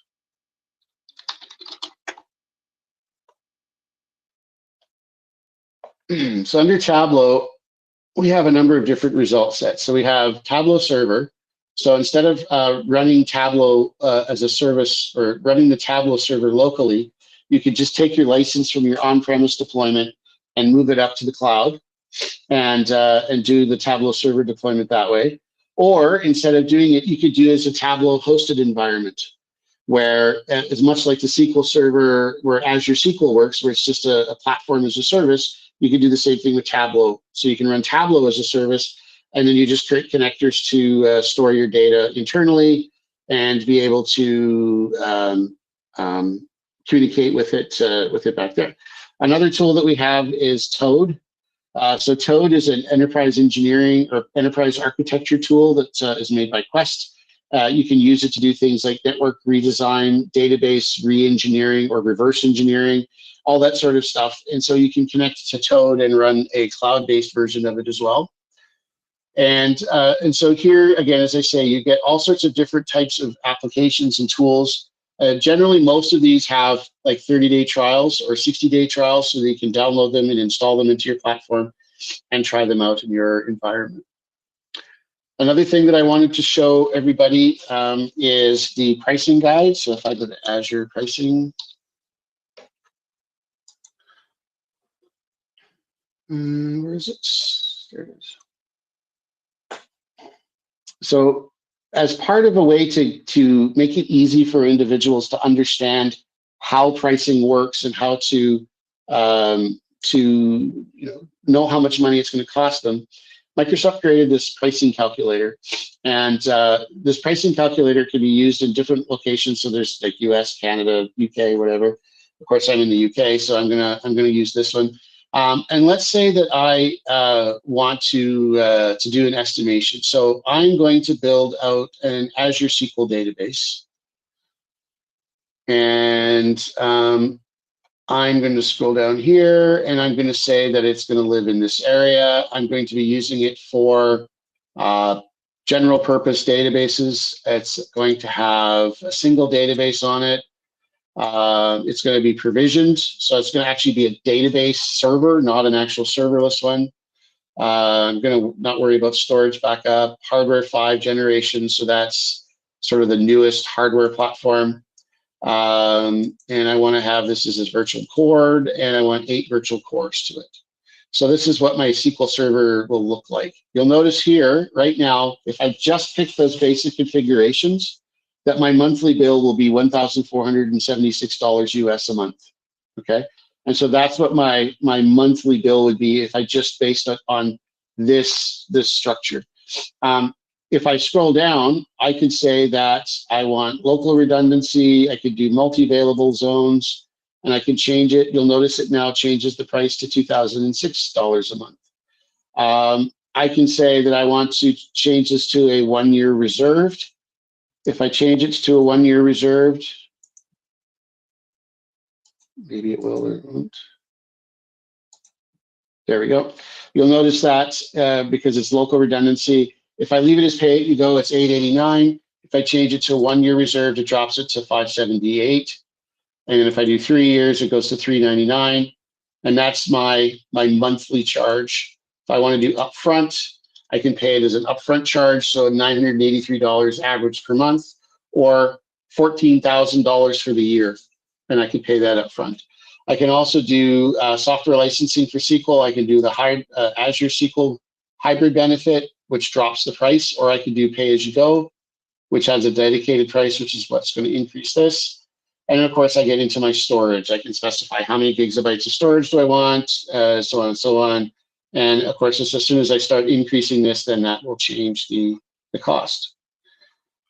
So let's go up here, and we're going to go to example scenarios. So they've created a bunch of example configurations for us, so that we can give an example of types of things that we can do. And it also gives you a screenshot of an example. So for instance, if we're doing advanced analytics on big data, we can see that we've got different types of data sources coming in. They're going into the Azure Synapse Analytics tool, which is a pipeline. It then goes into our Azure Data Lake, which is our data storage. And then it can go into it goes into our Cosmos databases, our web application, and so forth. And so if we just, let me go back here. I want to remove this from here. And okay, good. So I have nothing, perfect. So I'm going to go back here. And in this scenario, let's just say that I want to build a basic advanced analytics structure for big data. I go and add that to the estimate. My estimate is going to be roughly $7,500 a month for my monthly cost. And that gave me basic computing for these capabilities. So for the analysis, it would give me optimized generation 2 computing capabilities. For analysis services, I would get 10 QPU with 3 gigabytes of effort at 13.2 cents per hour. Communications, 720 hours is $95. It will also give me Power BI capabilities, storage account info, and Cosmos databases. And then again, you can do your licensing and save options on that. If you can increase or decrease storage, and so it gives you a total amount as well. And if I change this, I can go to British pounds. So it becomes 5,000 pounds, or I can make it Canadian dollars. Of course, it's going to go up to like almost 10,000. I could do Indian rupees.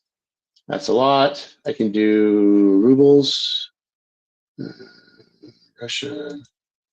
That's even more. So you can change the pricing guide as you need to. I'm going to delete this one. And then here again, you can use these examples: standard Azure Web Apps for change implementation, enterprise data warehouse, real-time analytics, and so forth. And as you go through it, it will show you what your estimations are for saving on different types of platforms and whatnot. So again, like as an example, if I want storage and I just want to create standard ordinary storage, if I go to storage accounts, and I scroll down here, let's say that I want cool storage, and I want, we'll just use LRS. My capacity, I want,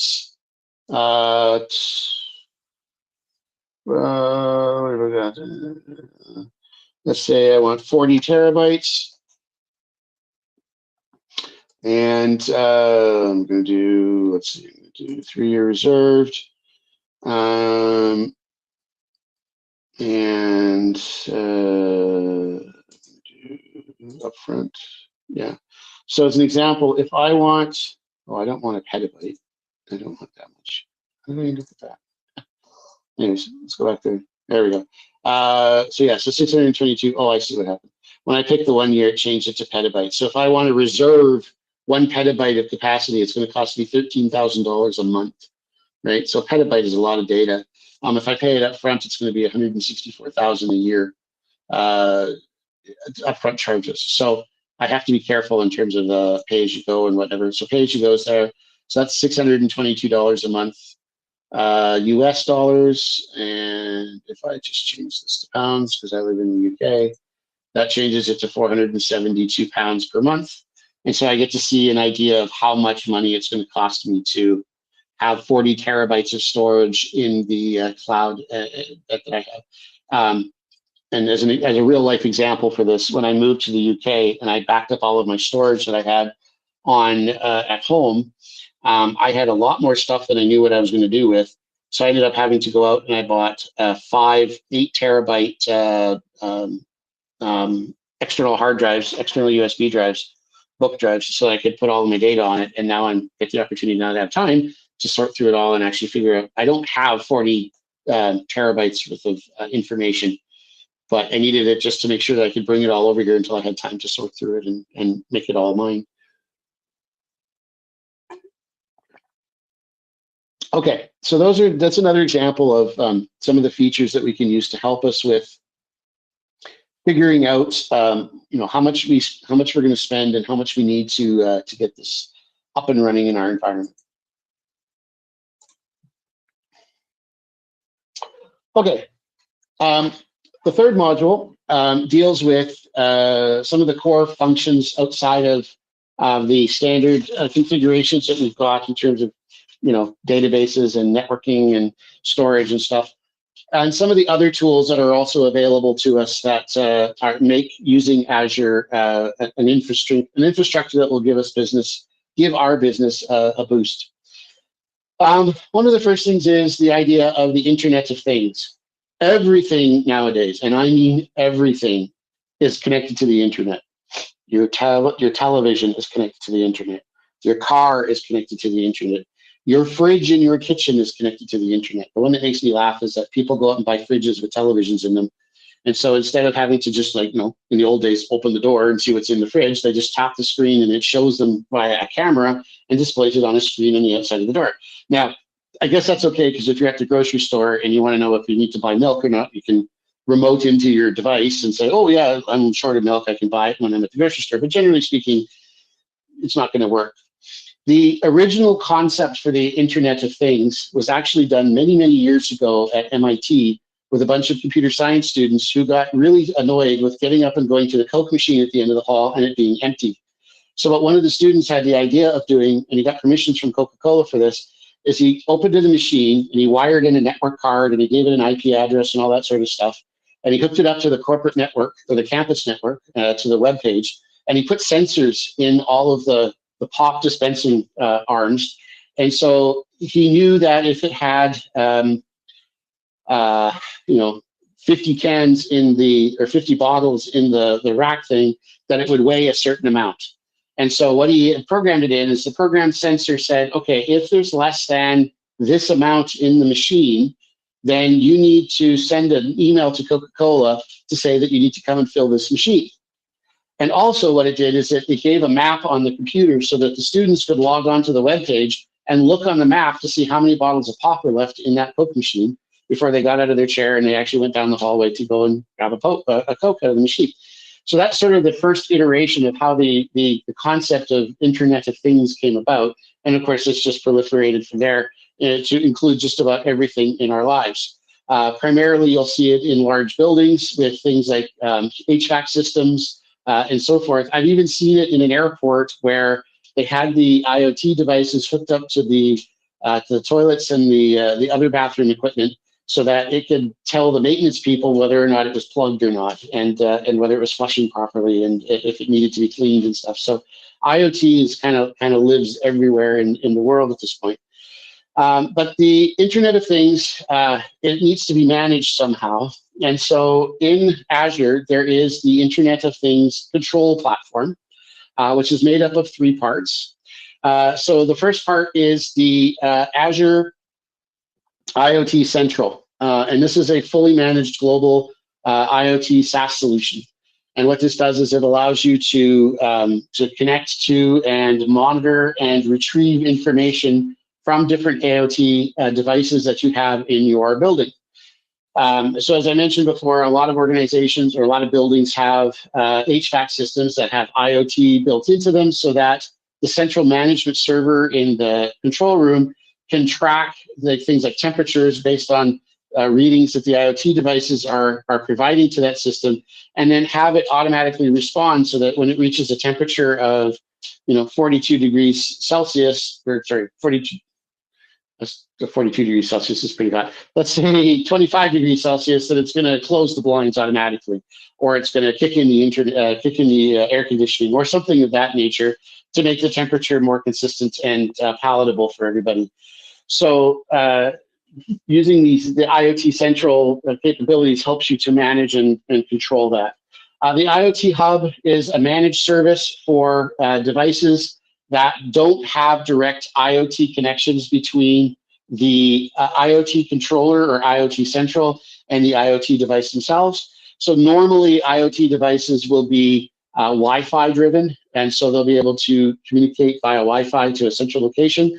But there might be situations where you have IoT devices in places where there is no Wi-Fi signal. Let's say in mechanical rooms where you've got large motors running, or any of those sorts of things that will interfere with the Wi-Fi signal. Then you will have situations where you need to put a computer basically that acts as a gateway, and then you would wire all of those IoT devices into that system, and then that hub, that gateway, will act as a directional communication route between the IoT devices and the IoT Central, so that you can still communicate back and forth with them. And then lastly is the Azure Sphere. This is another methodology to control internet-connected devices, and it is with built-in communications features, including different security features and so forth. One of the things with IoT devices, of course, is making sure that they're secured, so that you can't have hackers or other nefarious types trying to interfere with the activities of the IoT devices, and potentially causing all sorts of problems that you don't intend them to do. Right? So there's a high level of security and so forth. So these are just three of the types of things that Azure supports. There is an IoT product selector that's available, and so you can choose a number of different product types and devices that you can use with your Azure infrastructure for IoT. Another term that you've heard a lot of lately is this idea of big data and analytics. And some of the tools that are available that Microsoft supports include the Azure Synapse Analytic tool. This is a cloud-based enterprise data warehouse infrastructure, so that you can set up and build a cloud-level data warehouse versus an on-prem data warehouse. And the tool will then help to do all of the standard data analytics that you would do if you had an on-prem data warehouse in your organization. Another tool is HD Insight. This is an open source tool that allows you to do cloud configurations and cloud data searches. And so again, this is another open source analytics service that enterprises use. And it's based on Hadoop, which is another open source data warehouse data analysis tool that exists in the Azure platform. There's also the Azure Databricks. This is an Apache Spark-based analytics tool, and it will, again, give you the capabilities of processing massive amounts of data, but it's going to be based on the Apache Spark database engine methodology. So those are just three of the many different types of data tools. There's also the data lakes analytics components. So there's the capability of building out data lakes. There's other data and analytics services that are available as well. So there's a number of different types of services that are available for your infrastructure to be able to communicate with. Also, as part of the Azure platform, there is the machine learning / artificial intelligence components that Azure has. And so the machine learning services provide cloud-based environments to develop, train, test, deploy, manage, and track machine learning models that you have in your organization. So you can use the machine learning models to do things like antivirus assessments. You can also use it to work with and enhance things like dealing with user and customer complaints. looking at trends for customer sales. So if you're using retail sales as an example, you can use the artificial intelligence tool to help you with doing predictive analysis for sales and knowing what types of things people buy and those sorts of things. The machine learning that you see is, as an example, if you go to an online store, a very famous online store that we all know, and when you go on there, it says, oh, we think you would be interested in this because you purchased these items in previous sessions. And so the machine will actually use machine learning and artificial intelligence to help figure out different things for different individuals, purchase history, and all those sorts of things. As well as the machine learning components, there's also cognitive services. And those cognitive services allow for us to quickly enable the different types of apps so that we can see, hear, speak, understand, and interpret a user's needs, okay? So the big craze the last few years is the creation of bots, right? Everybody needs a bot on their network.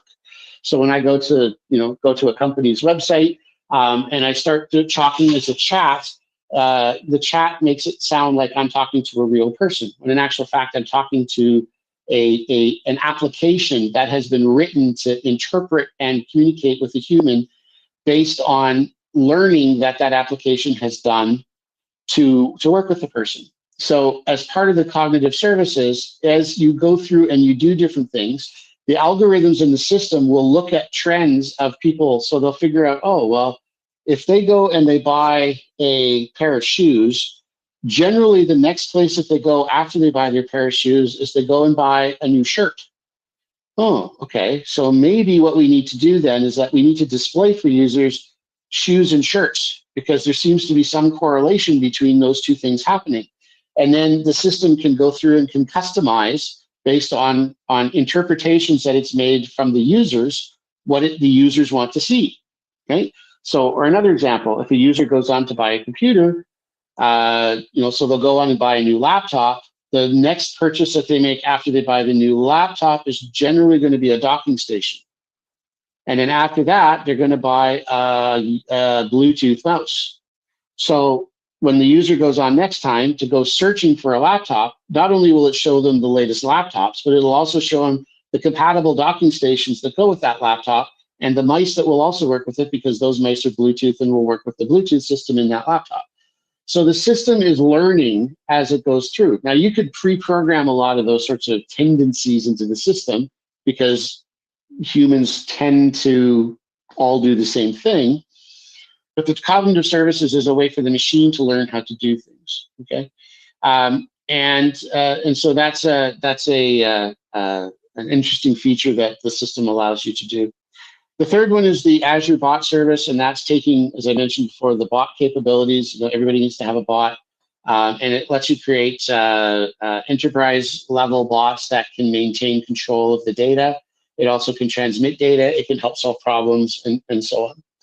Now, as a note, for all of the artificial intelligence and machine learning services that are available in Azure, we can go to the Azure, the AI machine learning section of the website, and we will take a look at that here in a second. But basically, there are a number of different machine learning components that are available for a number of the Microsoft applications. So there's machine learning for things like Dynamics, there's machine learning for Azure, there's machine learning for development, there's machine learning for manufacturing and retail and all sorts of different types of scenarios. As I mentioned before, with the serverless computing, it allows you to do things like Azure Functions. So we can do event-based code running on the system. And so serverless computing is the evolution of cloud platforms, where you have almost pure cloud native code, and serverless will bring developers to the business logic while insulating them from the infrastructure. And it says that it allows them to be more code and event driven and less server or no server management structure, so that they don't have to have that infrastructure there. And then the infrastructure behind this allows for instant scale to meet any types of demands for micro billing, all the way through paying what you use. And then serverless requires that you have to change the way you think a little bit and approach to building applications, because it's not the same as if you're building an application to run on a system. You're building an application as a service, and therefore the way that it executes. It gives you some other functionality, including the Azure functions, so code that's running as a service and not the underlying platform or the infrastructure. So you basically are executing stuff based on an event that occurs. And also logic apps, which is a way for you to automate and orchestrate tasks, business processes, and workflows. And then lastly is the event grid, which is a fully managed and event routing service that uses a publish subscribe model for uniform event consumption, so that everything is processed and equal across all of the board. The other one that's quite useful is DevOps.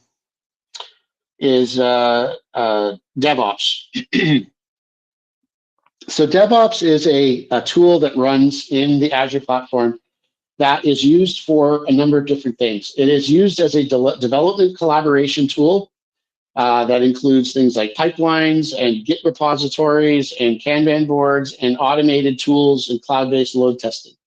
So there's a lot of different things that this application does. So basically, it takes a platform that you would use to manage and implement software development and software design. So with the Azure DevOps as an example, you have a code repository that you have your developers check code in and have it checked out so that they can go and edit it. So that way you don't have two people trying to edit the same code fragment at the same time. It has automated testing capabilities, so you can go through and write a test script to automate things like interface views and whether or not a function's execution and output are working properly. And you can also do project management. You can create project task lists. You can create test scripts that you can manage in the system. You can create and track bug lists and all sorts of different things. So there's a very large number of tasks that you can execute from a development house point of view using the GitHub platform. The DevOps platform, and GitHub too. So GitHub is a open source online hosting environment that deals with source control for management of code. It has versioning of code fragments, and it allows you to do bug and task management. Now, GitHub is actually part of the Microsoft infrastructure. And so GitHub and DevOps work hand in hand with each other as a way for you to create publicly accessible projects that you want citizen developers to be able to participate in. So as an example of one is that one of the things that I do as project work for Microsoft is that I go in and edit the labs that are written for the course materials to make sure that they're accurate and based on what the interfaces look like and that the actual processes and steps as written work properly. And so we use GitHub to manage the courseware lab files. And so on a regular basis, usually once a month or whatever, I get 4 or 5 labs to edit. And as I make the editorial changes, I will create a request to push those changes into the lab. And then whoever is responsible and owns the lab, which is generally the course content creator, will take my changes and merge them in so that those will then become the latest release or current version of the lab instructions. And so by doing that, we're using me as a development or citizen developer to make those editorial changes, but the owner of the source code or the source control will ultimately have final say as to whether those changes are merged into the system or not. And so you can integrate GitHub and the libraries in GitHub with DevOps so that the two of them can merge together and store different types of projects, whether they're internal or external. The GitHub Actions for Azure is an automated software workflow. And basically what this is doing is it's allowing you to automate the building, testing, and deploying components from GitHub through Azure. And then also the Azure Dev Test Labs. These are for creating things. So as an example, if you need to create a virtual machine to test something that you've written, you can actually have the system automate the process of sparking up a virtual machine, loading the app, doing the automated test, and then when the results are done, send you the result and destroy the virtual machine because you don't need it anymore. So there's a lot more on-the-fly creation of environments and then deleting of environments as needed. And the nice thing about this, of course, is that you don't have to plan ahead of time for resource utilization. So you don't have to have a whole bunch of resources sitting there collecting dust until such time as they're used. You just spark them up when you need them and get rid of them when you're done.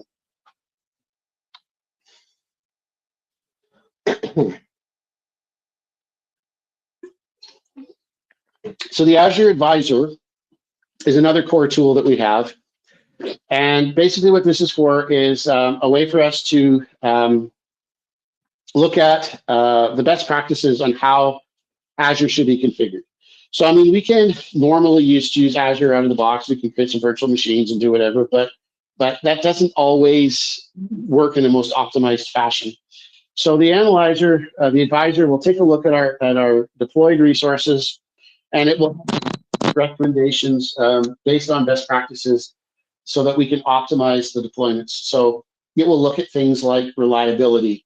Do we have high availability and enabled, and do we need it? What type of systems are we running, and how much resources do we have against them, and those sorts of things. It'll tell us information about security. It'll look at, are there any security risks? Are there anything that we need to remediate? And it'll give us suggestions on how to make those things better.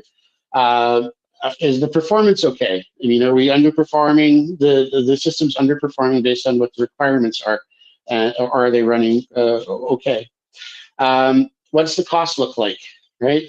We can see what our costs are, and then we can say, oh, well, if we do this, this will have less of an impact, and we won't use as much resources. Oh, let's take a look at changing those things. And then operational excellence. How well is the system running? Am I having high usability, high availability, or am I, constantly having a system that's crashed and so forth? The Azure Monitor is another core tool that allows us to take a look at all of the application insights. So we can see how an application is running. We can see how a service is running. We can see whether or not it's going to be working properly and it's highly available. And this is done by collecting and analyzing a lot of sorts of information on telemetry from the cloud, as well as on-premise environments that we've got set up. And the number of tools that are available for us to do this include the application insights. And this is basically a tool that runs in the cloud that will look at our application from an internal point of view, see how it's functioning, see how it's utilizing resources, and potentially make recommendations on how to make it run more efficiently. There's also log analytics, so we can look at all the log files and look for errors that may occur in the event logs in the systems. There are smart alerts, so when certain activities occur, we can have those alerts automatically be delivered to administrators. We can also do automated actions, so if an alert is generated, an action can automatically go out and execute. So as an example, let's say that the transaction log on a database is getting full or is full, and so therefore the database is shut off. And so because the alert has said, oh, the transaction log is full in the SQL Server, I could have an automated action that would go out and do a backup of the database so that it would truncate the transaction log, and it would be able to continue producing transactions. Or another one I could say is I'm running out of drive space. So you set up an alert to say, when I'm down to less than 5% of free disk space on a drive, notify the administrator so they can add more space to a system. So those are the types of smart alerts and automatic actions we can use, as well as customized dashboards. So there's a number of different dashboards that we can implement that will allow us to display all sorts of different information through the Azure monitoring tool to kind of give us an insight as to how the system is functioning. And generally what would happen with those is that in an organization that has a large data center, you would put large screen televisions around the room, and you would display those dashboards onto those large screen TVs so that at a glance, you can see how your systems are functioning and whether or not Azure is having any issues, actually do anything in the system. And lastly, the last slide for the presentation is for the other core tool, which is the Azure Resource Manager templates, or ARM templates. ARM, or Azure Resource Manager, allows you to repeatedly deploy an application or have confidence that your resources are deployed in a consistent state and they're always deployed the same way. You will define the infrastructure and all the dependencies for the app using a single declarative template. So you build a template out, and every time you deploy something, it will automatically be exactly the same. The templates are based on the JavaScript object notation, or JSON file format, and they use a standard structure. It's not a programming language, but it uses declarative syntax so that you can actually say that I've got an item and a resource associated to it. It can produce repeatable results. So every time it executes, it will repeat itself over and over and over. So it's exactly the same every time. You can use orchestration so that it can use a sort of a workflow to execute an installation. So there may be different steps. And so the orchestration will make sure that each of those steps are executed correctly. You can create it as a modular install. So instead of creating one big installer file, you can create several smaller installer files, and then using the orchestration feature, execute each one of those modular files in the correct order so that they will deploy properly. You can also do built-in code validations so that you can validate that the devices or the applications are employed exactly the same every time by validation. And you can export any error messages and other types of code as well so that you can track it, you can do troubleshooting on it, you can do error testing and all those sorts of things against the data as well. So once you get into creating systems and applications in your Azure tenant, you'll want to turn them into Resource Manager templates so that if you do need to use them over and over and over again, you always get exactly the same deployment every single time. And this is really handy, especially when you're doing testing systems for application, testing and bug fixes and stuff like that, that as you need to create them and then destroy them, you're always going to get the same result set every single time in terms of the physical machine or the virtual machine that your testing processes are running against. And that is it for the presentation. Thank you very much. Lots of information there that I've thrown at you, and lots of reading. And by all means, if you're more interested in this topic, then I would suggest contacting Netcom and sign up for the AZ 900 course, which is a 2-day Azure Fundamentals course that will talk a lot about what I did today, but a lot more things, and also give you a bunch of hands-on lab exercises that enhance and help the learning of the software. So thank you very much, and I will turn it back over to you guys. Thank you so much. That was a lot of information, and we really appreciate you presenting it. It's a lot of ground to cover. I know people are going to have questions. We've already got some questions in the chat box. But before we get to those, and while you guys are kind of thinking about what you want to ask, we are going to hear from Mary, and she is our Director of Vendor and Products, and she's going to introduce some promotions and webinar-related courses for us from today's training. Let me share that screen with you, Mary. You should be able to show yours. Hello, Leela. Hello. We meet again. And you're very right. There's so much that Brent has discussed with us.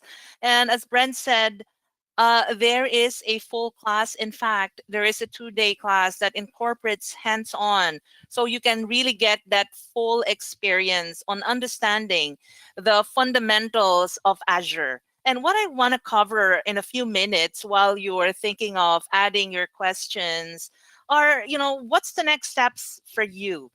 Microsoft really puts an effort in ensuring that people have the right skills and the validation. So as you know, as Satya Nadella said one time, tech intensity requires skill intensity. So the bigger the technology is, the more knowledge we should have to maximize that technology. And so I just want to give you a snapshot on what are the different roles that equates to the training and the products. The training and the certification that Azure covers. You probably have heard of role-based training and certification. So what Microsoft did is came up with new conventions for their training and certification. As you can see here, what Brent just discussed is a high-level overview of the Azure fundamentals. But Azure also has different uses and products. In fact, they have over 200 products and services and under Azure. So you also have your AI fundamentals, your data fundamentals.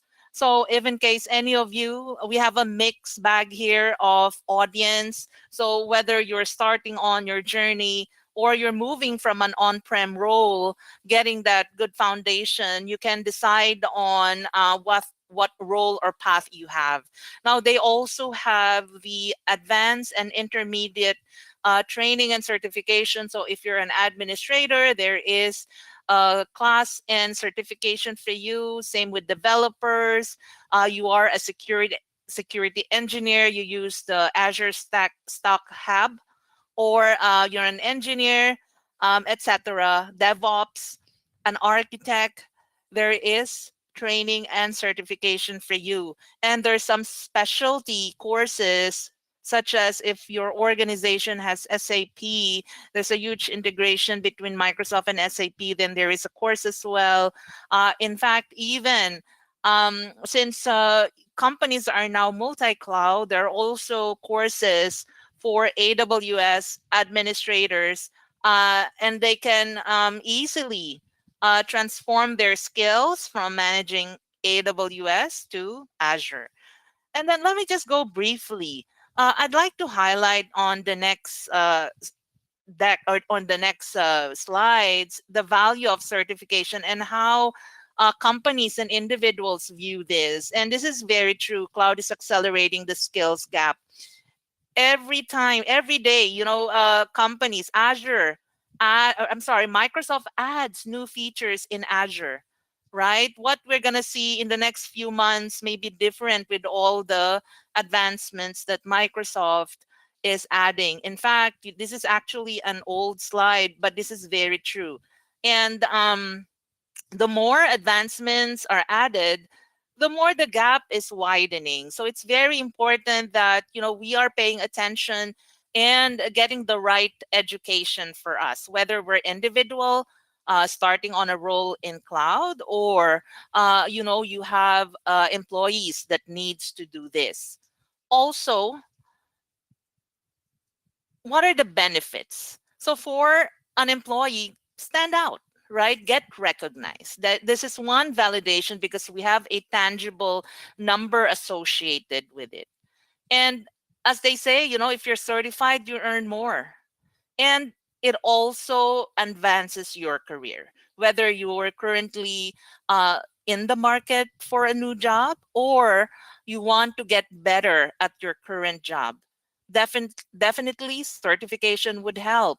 And for the companies, this is something that most C-levels appreciate, that it can help them with talent identification. Nowadays, the way we're being, the hiring is being done, it puts a great deal in the certification of the candidate.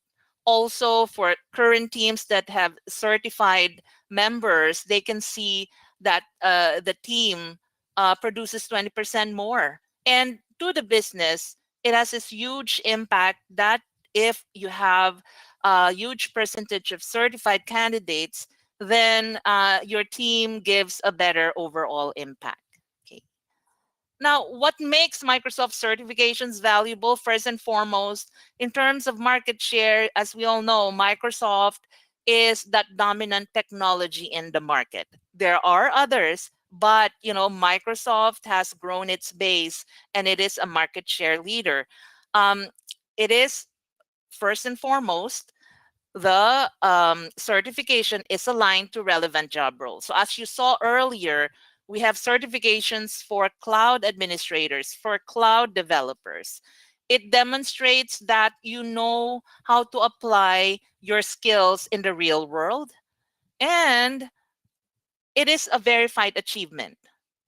So you can't just say that, hey, I took the training, but you can say that I really know this, I have the skills because I am certified.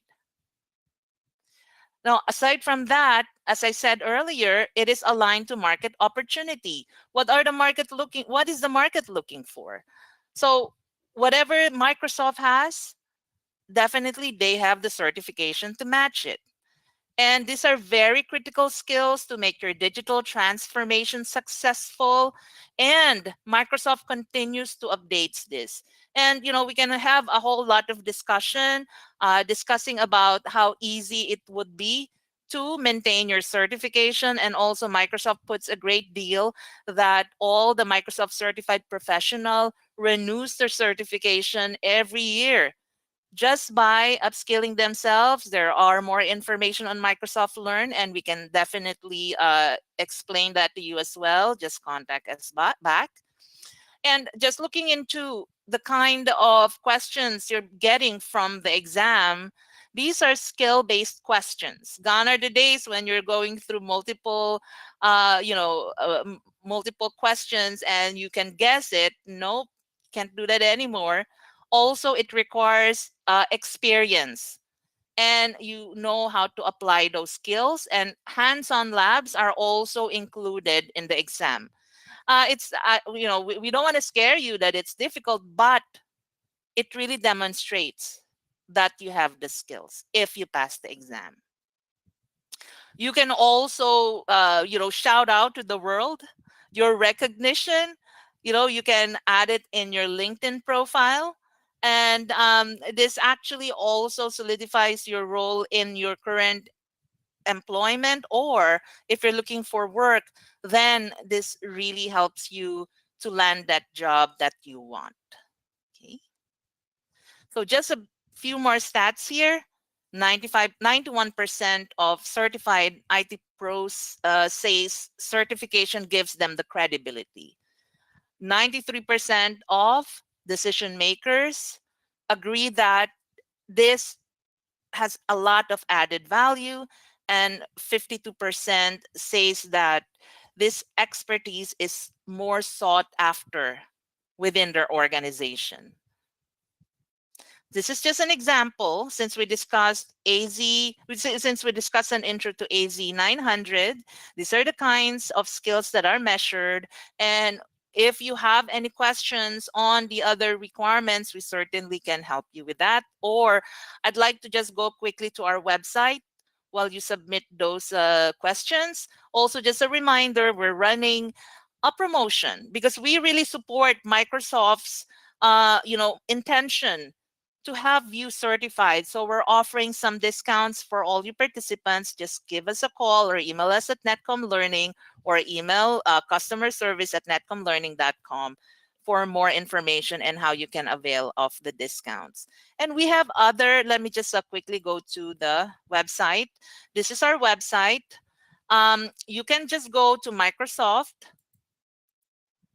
to check out other resources that we have here, such as the role-based certification path.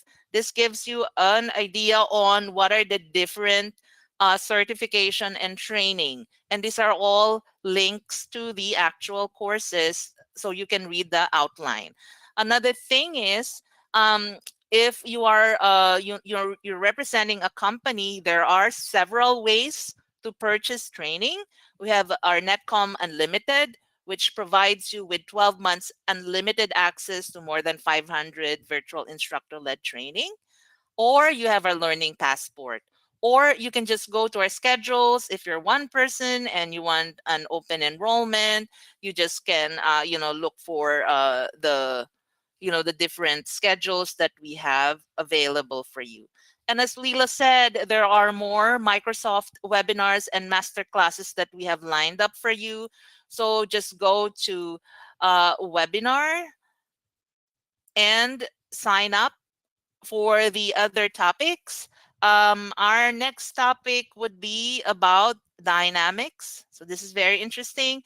and then another one for Azure Fundamentals, and so on. So Leela, I know we're out of time, so sorry if I rushed through, but let me give back the floor to you. Thank you so much, Mary. It was important information, so sometimes you just got to make a little bit of a leeway for that. So we're just going to go ahead and jump right into these questions. A few of them will apply to you, Mary. I know there's several people who are asking if there is any certification or Let me answer that. Yeah, is that the certificate of completion?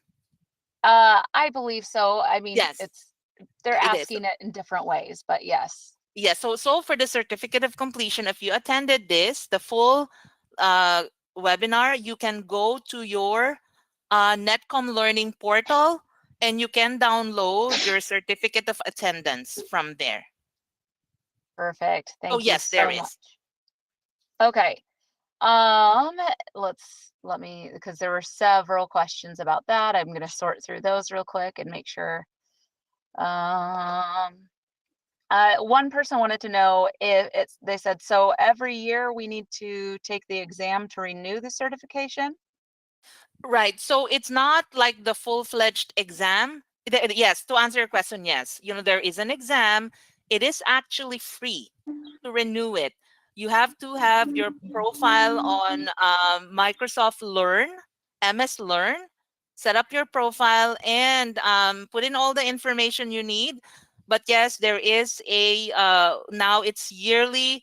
And again, it's at no cost. The goal of Microsoft is they want you to continue learning and get your skills updated. Also, if I could throw in there, it's open book. So it's done on your own time. And they basically will start bugging you 6 months before it's expired. And then they will, they basically open it up and you can take it as many times as you need to pass it. And it's not proctored like the regular exams. So you can use a book or Google or have the website open or whatever you want to do when you're taking the test. Thank you for that, Brent. That is good to know. That is great information. There was another person who wanted to know if there was a playback for today's recording. There is. You should get that in the next 24 hours via email. The next question is, they want to know, how is MS and ESI different from Netcom?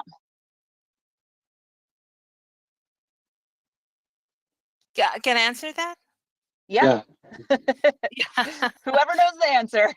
Yes. So there is a program that Microsoft has. Sometimes they have internal program, and ESI is actually an internal program that they have.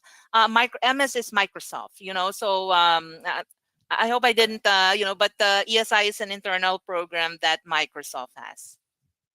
Yeah, so if I can just add to that, basically what ESI is that Microsoft was finding that too many Azure customers weren't fully understanding and taking full advantage of the systems.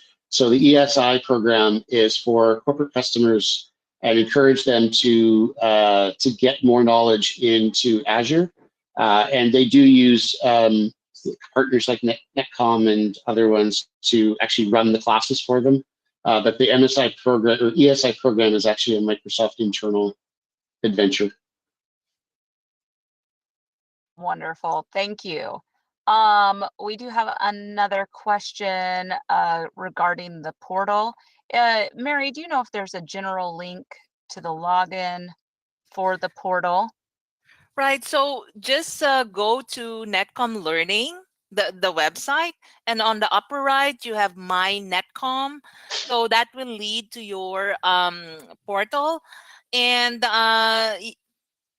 you should have your user ID. And the easiest way is, as always, enter your email address that you use to sign up, and then just put forget password, and then enter your new password. And you can see there this what they call this webinar that you attended, and on it's easy to see where your certificate of completion is. Thank you so much. Let's see, our next question we have, and how are we doing on time? Okay, we'll just take a couple more and then we will wrap up. Our next question we have is, are all of these Azure features available for free? No. The answer, Darn it. simple answer is no. A good chunk of the tools are available for free. Obviously, the standard administration portal, that sort of thing. More of the advanced features, such as Azure DevOps, IoT, and others, have to be paid for. And depending upon what your subscription level is, will determine what your cost will be, or if it's included in your subscription cost. Otherwise, like things like machine learning is a separate purchase and those sorts of things. So all of the prices and listing of the infrastructure costs are located on the Azure website, through the Azure portal, or through your partner that you would purchase your software licensing from. Thank you. Let's see. Our next question: can I use Azure functions from different geographical locations? Yes, it's worldwide access. The only reason that you would not be able to access information is if your administrator puts access controls. And by that, what I mean is that they prevent users from certain geographical locations from being able to enter your system. But outside of that, as a general rule, you could be anywhere in the world and access stuff. I mean, as an example, I literally every February go and sit on a beach for 2 weeks in the Caribbean, and I work from the beach with my laptop. So I can be anywhere. That is wonderful, because we all love that remote learning. Let's see. I'm seeing one final question, and if we don't get any others in besides this, then we will go ahead and wrap up today's session. The next question I am seeing is, how can I find out how much this will all cost me? Okay, so in the demonstration there, I did show you the price calculator. That is your best tool to guesstimate and come up with a base estimation for what your price will be. Again, if you have an enterprise level agreement with Microsoft or some other type of agreement that you have through your licensing provider, that will be more of an accurate cost total. But using the price calculator that I showed during the demonstration is your best sort of guesstimation tool to figure out what it's going to cost you. Thank you so much. You are obviously the man with the information. Then let's see. Sorry, another question came in. You are the guy with the information, and we are so lucky to have had you take time out of your schedule to join us today. Let me make sure this question, they're saying, this customer's saying their attendance percentage shows 0% in the portal. They're wanting you to look into it.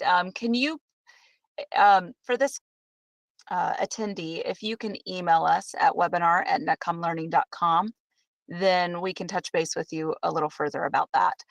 We are going to go ahead, with all that being said, we're going to launch a quick poll, find out how many people might be interested in taking some additional training in addition to the wonderful webinar that Brent hosted for us today.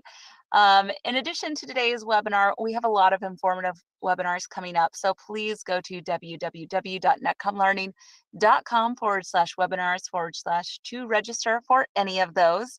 And we want to thank you all for joining us today. If you do come up with any additional questions, or you feel like you need just a little more elaboration on that, please feel free to send them to us at webinar@netcomlearning.com at any time. We hope you all found today's webinar to be informative, and we really look forward to seeing you back here with us very soon. Please feel free to tell your friends and colleagues about our upcoming webinars and other courses. Once again, thank you everyone for joining us. Thank you, Brent. Thank you, Mary, and have a wonderful day.